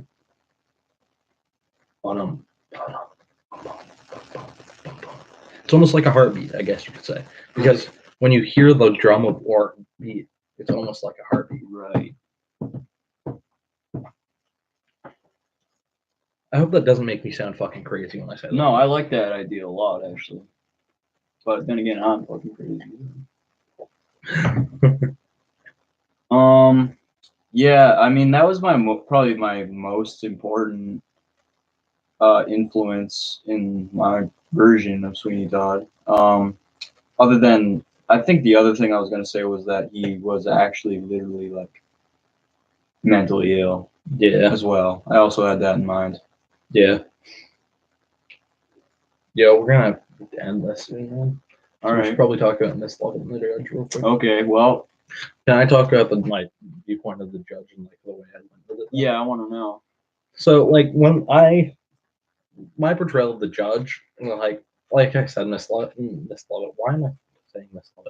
Miss Simmons didn't really give me a bunch of leniency with the character. That's odd to me because she always does with me.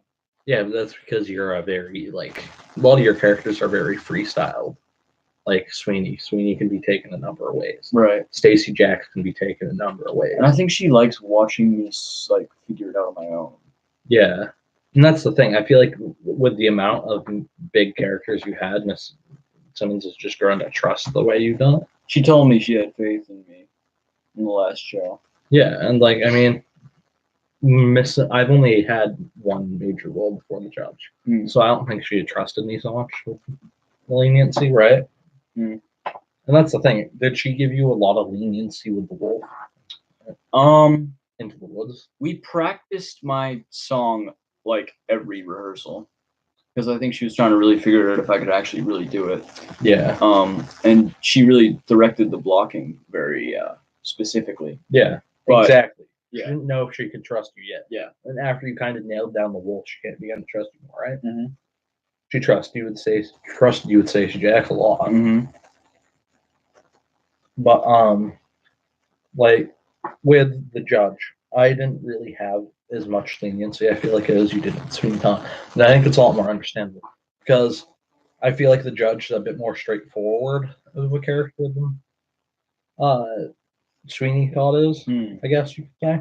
So I understand why she wanted it that way. But with the judge, as I've kind of explained before, I wanted a darker judge. I wanted to have almost a sadistic judge. Yeah. And that's why I wanted to have those extra scenes where I kind of like tormented the beggar woman and I was violent with Joanna. So he's not only a product of his time, he's actually an evil person. Yeah. Yeah. I didn't want the judge just to be that product. I think I wanted him to be evil. I agree with that. Because the judge is evil. Mm-hmm. He is an inherently evil character.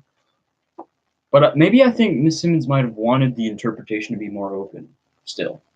Like she wanted people to be able to see the judge as not that bad. Yeah. I mean, but that still, could be it. But still, like, and like I was saying, and that's why I went with in that last show. I don't know if you heard it, but during the masquerade scene, while I went to pick up Skylar, I was like evil laugh. I was trying to do like an evil laugh. I was kind of going, ha ha ha ha ha. I didn't hear that, but I wish I did. And the thing that pissed me off is that everybody started laughing because fucking Abby lost her shoe, so nobody could hear it. Oh, that's the only night I did. That must be why I didn't hear it. I did hear like everybody start cackling. I thought that they did that like because it was like in character. I didn't know they did it because Abby lost her shoe. Which pissed me off. But I thought you all decided to do that. No, but like, and that's kind of like when I came off stage for the masquerade scene because like I went really method during that last show. Like I don't know if you noticed that. I noticed in all the pictures you look like the judge. Like you had the face in all the group photos we took as well. But I went really fucking method that night. Like I just went full into it. I could tell. I became the judge. Yeah. But like literally, when I came off stage for that masquerade scene, I was still laughing. Mm-hmm. I was still doing that kind of cackly laugh. I was doing, and because I was not letting go of the scene. Right. I wanted that scene to push me through the show. I guess. Yeah. You could say because the judge kind of stays that evil side to him the entire show. The only times he really changes is at the beginning of that masquerade scene where I'm supposed to act all in love with Lucy, and I change that when I'm talking to Joanna and telling her how sweet she looks in her Muslim gown. But so yeah, I tried kind of producing that sadistic side to it. Right. That's why I wanted to bring out the masks during Pretty Woman and Judge's Return. Because like my whole idea, I wanted to do it during Pretty Women, but my son said to do it during Judge's Return. Because you know how in Pretty Women, when you ask who is your intended, sir, and I say my ward. I say as pretty as a rosebud. Yeah. And you say as pretty as her mother. I wanted to like pull out the mask and be like, well, actually, this was her mother's. That would be so awesome, dude. Damn. I wanted to just kind of fiddle with the masks the entire time. What would I have done though? Like, how would Sweeney have responded to that shit?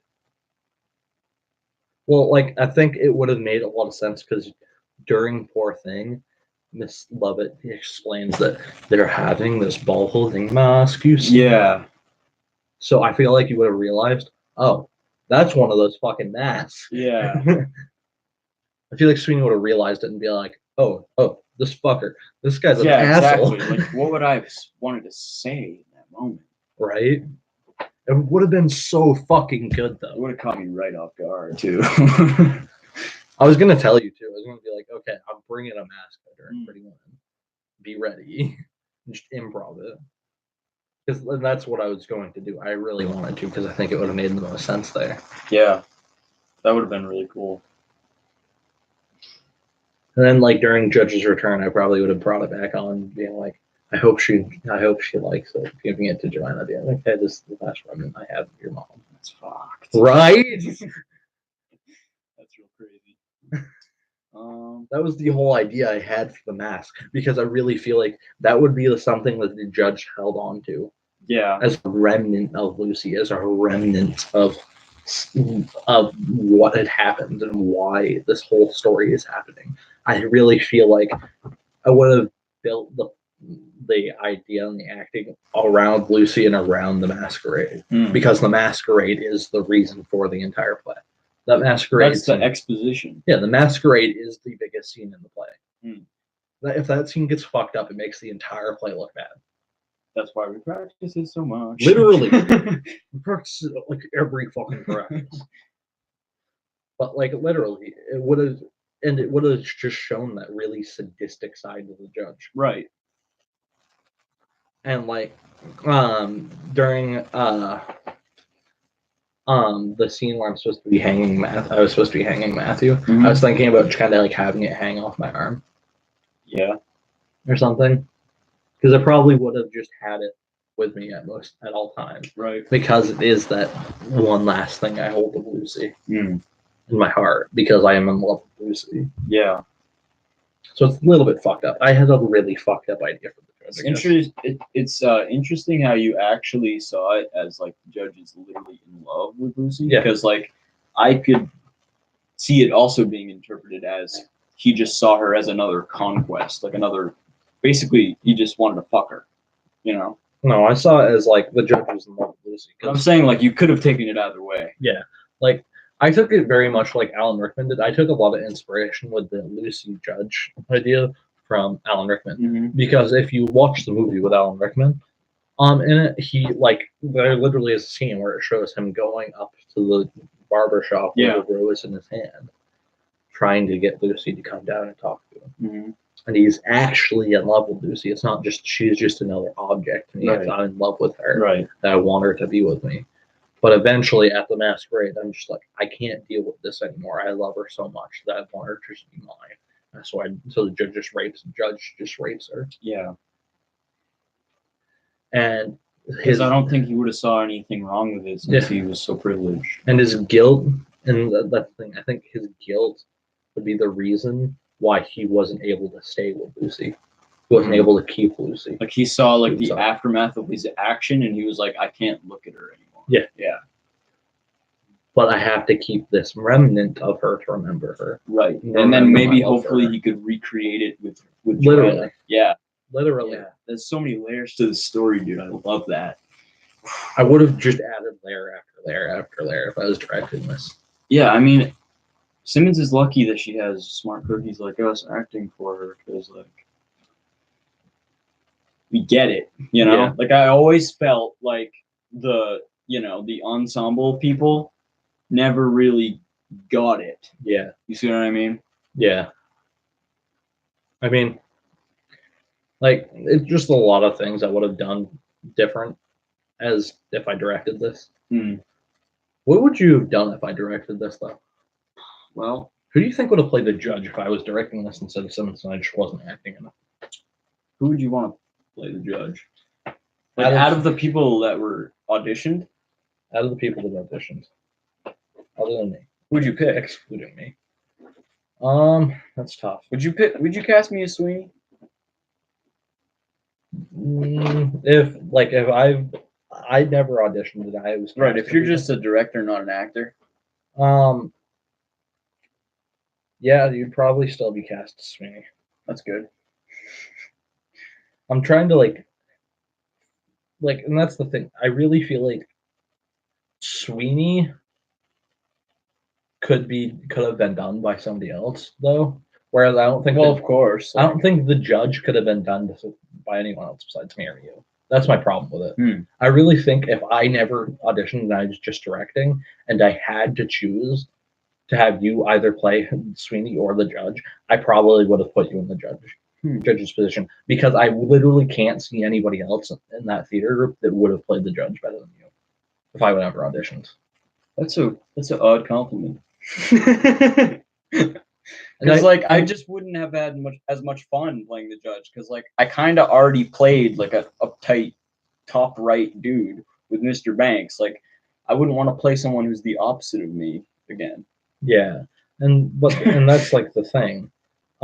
With like Sweeney, I really feel like if I could have pushed like Jay into the role, I think he really could have molded him into Sweeney. Yeah, if I was able to mold him into Sweeney, he could do a good Sweeney. Whereas I don't think I could mold him into that judge the way I'd want. The way I think I could have done it with you. And that's might be the reason why I would have put you into the judge role over Sweeney in that case. But if I had a different, like, just say for example, if I had another person like us that could have fit into the role of the judge, I would have put him into the judge. Put them into the judge. You just don't see the. I just out of the people that auditioned, if I don't count me, can't see anybody else besides me or you playing judge. Yeah. It just doesn't work. Yeah. I'm sorry to say that because and I'm not when I say that. Like I said, it's not that you played a bad Sweeney. I don't think you played a bad Sweeney. I think you played an amazing Sweeney. I was hoping to satisfy you because I know that, or I felt like during the beginning rehearsals, like you really didn't want me to have been Sweeney. I thought like you really wanted to take it, you know. I mean, like I said, like I explained to you beforehand. So it's basically like I really need to live up to Nick's expectations so he's satisfied with our work here. Like, if honestly, if you didn't show up to rehearsals like you did with like Mary Poppins, I would have tried to take Sweeney. Well, that was one motivation to get me to go. Dude, I went to every single rehearsal. Yeah, I know. You went to more rehearsals than me. You've literally never done that before. You went to like really 2 more rehearsals than I. Because like this was kind of a daunting task. It's the biggest role I've ever done. Yeah. I mean, like, and that's the thing. Like I said, if you didn't show up to rehearsals like you did, I would have tried to take Sweeney. Right, but it was motivating to me to try to live up to your what you expectation of Sweeney. Yeah, and Miss Simmons's and my own. Yeah, and that's like I said, you played an amazing Sweeney. I'm glad. I would have directed you differently. Right. And like that, when I try to explain like what I'd want you to do is if I was directing, it's not saying that I didn't like the way you did Sweeney. It's just saying I would have had you do this different than what Miss Simmons did. Right, like a creative difference. Yeah, it's just me having creative differences, Miss Simmons. Not so much that I wanted you to do this as Sweeney instead. Right. You did a great Sweeney. You played a great Sweeney. I like the way you put your own twist on Sweeney.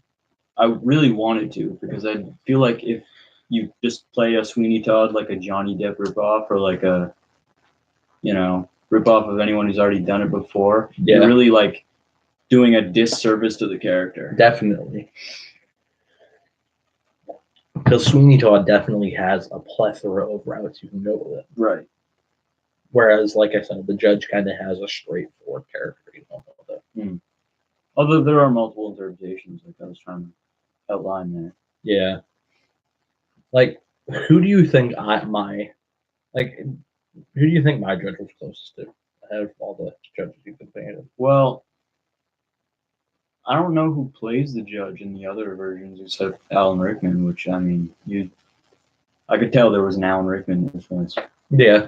I mean, I kind of like my idea I had for the judge is I wanted to take like Alan Rickman from Sweeney Todd and a little bit from Robin Hood. Alan Rickman, a little bit of Alan Rickman from Robin Hood. Does he play the tax collector? No, he plays the sheriff of Nottingham. And then I took a bit of Heath Ledger from The Dark Knight. Yeah. And that's an interesting one. Why am I forgetting this? I'm trying to remember the other inspiration I had was. Oh yeah, and then I took a little bit of Joaquin Phoenix from Gladiator. Ooh. He plays Commodus. But he's like the dude in charge, right? He is the emperor's son that becomes the emperor. But yeah, took a bit of inspiration from Joaquin Phoenix and a little bit of inspiration from Heath Ledger and a little bit of inspiration from Alan Rickman from the Judge. I want to know where the Heath Ledger comes in. It was just like the sadistic dark side. Yeah. Like the way Heath Ledger did the Joker. And I took the kind of the I'm an entitled asshole from Joaquin Phoenix and Gladiator. Right. And then I took the Alan Rickman from the sheriff, the craziness from Alan Rickman as the sheriff of Nottingham, and the properness of Alan Rickman and Sweeney Todd. You know what I'm saying? Yeah. I kind of merged all four of them together. At That's least I tried to. That's a good character build. For my vocals, I have been listening to a lot more like Perfect Circle and like Tool. So like Maynard James Keenan was kind of like a vocal inspiration for this, for like the higher parts, because he's got that almost like effeminate voice like tone. So for songs like Joanna Act 2, I tried to sing it like with a more brighter, like more like high, like, you know, like higher mid-range type of effect to it. So there was like an influence from him vocally for this, because I really felt like I needed to step up to the plate vocally and sing better than I ever sang before, you know? Yeah. I mean, as far as vocals go, like, I'm trying to think of like who has a similar deep voice like sound that I did with the Joker. Wow, why did I say the Joker? I'm thinking, I'm thinking of fucking Heath Ledger still. With like the Judge, like I did a kind of gothic deep voice with the Judge almost, and I guess you could kind of say I kind of took it from like opera a little bit. I kind of took like an opera look to it, which is a really good way to go with it, I think.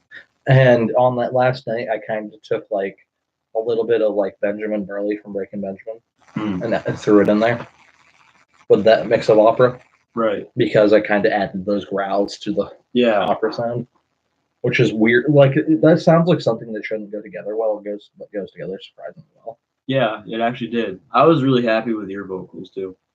Yeah, I was actually talking to Willow last night about it, and I was like, discounting me. Who was your favorite character, both acting wise and like plot wise, and who was like, who were your favorite vocal? Who did your favorite vocals throughout the play? Right? I want to know Willow's take. So, as far as actors go, she was talking about as far as acting wise. She said you like sold your character the best. I'm kind of good at that. I kind of knack for that. But when Miss Lovett was her favorite character, plot wise, I guess. I think a lot of people would have that. Yeah. But she even though I told her not to count me, she said something about me. She said, of course. She said, I sold like my pure anger best, as far as the Judge, which is like most of the Judge anyway. And on that last night, you really did it. Yeah.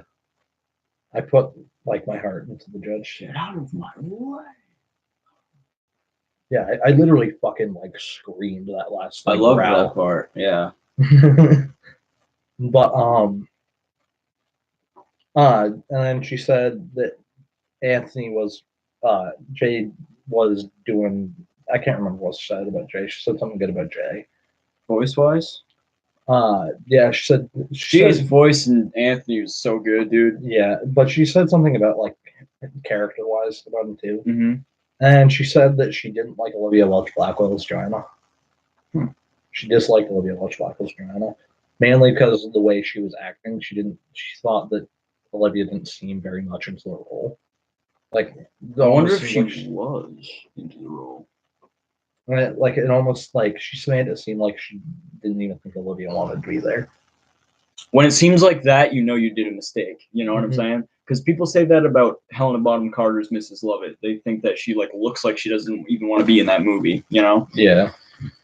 But I mean, like, as far as vocals go, she said that she liked my vocals, which I really think she's just lying to make me feel better. I doubt it. I liked them. She liked your vocals. She liked Wendy's vocals as much as she hated to say it. Right. And she liked Jay's vocals. Yeah, I like Jay as well. Can I tell you my wait? Yeah, say what you're gonna say. Jay did great with as far as Anthony's vocals, though I didn't like the way he did Joanna Part 2 or Joanna Act 2 Why not? because I think he went too high for it. I think I went too high for it. A little tiny bit. I feel like I was kind of putting in my girl voice a little bit. like I feel like if you But I was doing that on purpose. during like the darker parts of like your vocals, I feel like you should have gone more into a growl. But when you're talking about Joanna, like that, like a kind of a feminine you went with it. Well, I kind of dropped the growl for that song.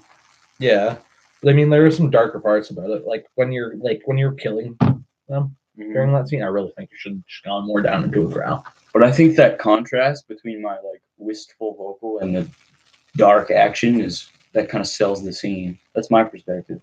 But can I tell you what my two favorite notes are in that whole time? My one favorite would be when Wendy goes way, that like when she does that, because I don't even know how she did that. It's like a weird like loop-de-loop note. You know what I mean? You know what I'm talking about? Yeah, I get what you're saying. And then my second favorite is the way that Jay said St. Dunstan's noon. I loved that part. Every single time it made me just smile. I don't know why. It just like resonated with my like musical sense. I mean, I enjoyed the way Wendy went about the vocals from Must Love It. I feel like I would have wanted her to like. Wendy did a great Must Love It. Don't get me wrong.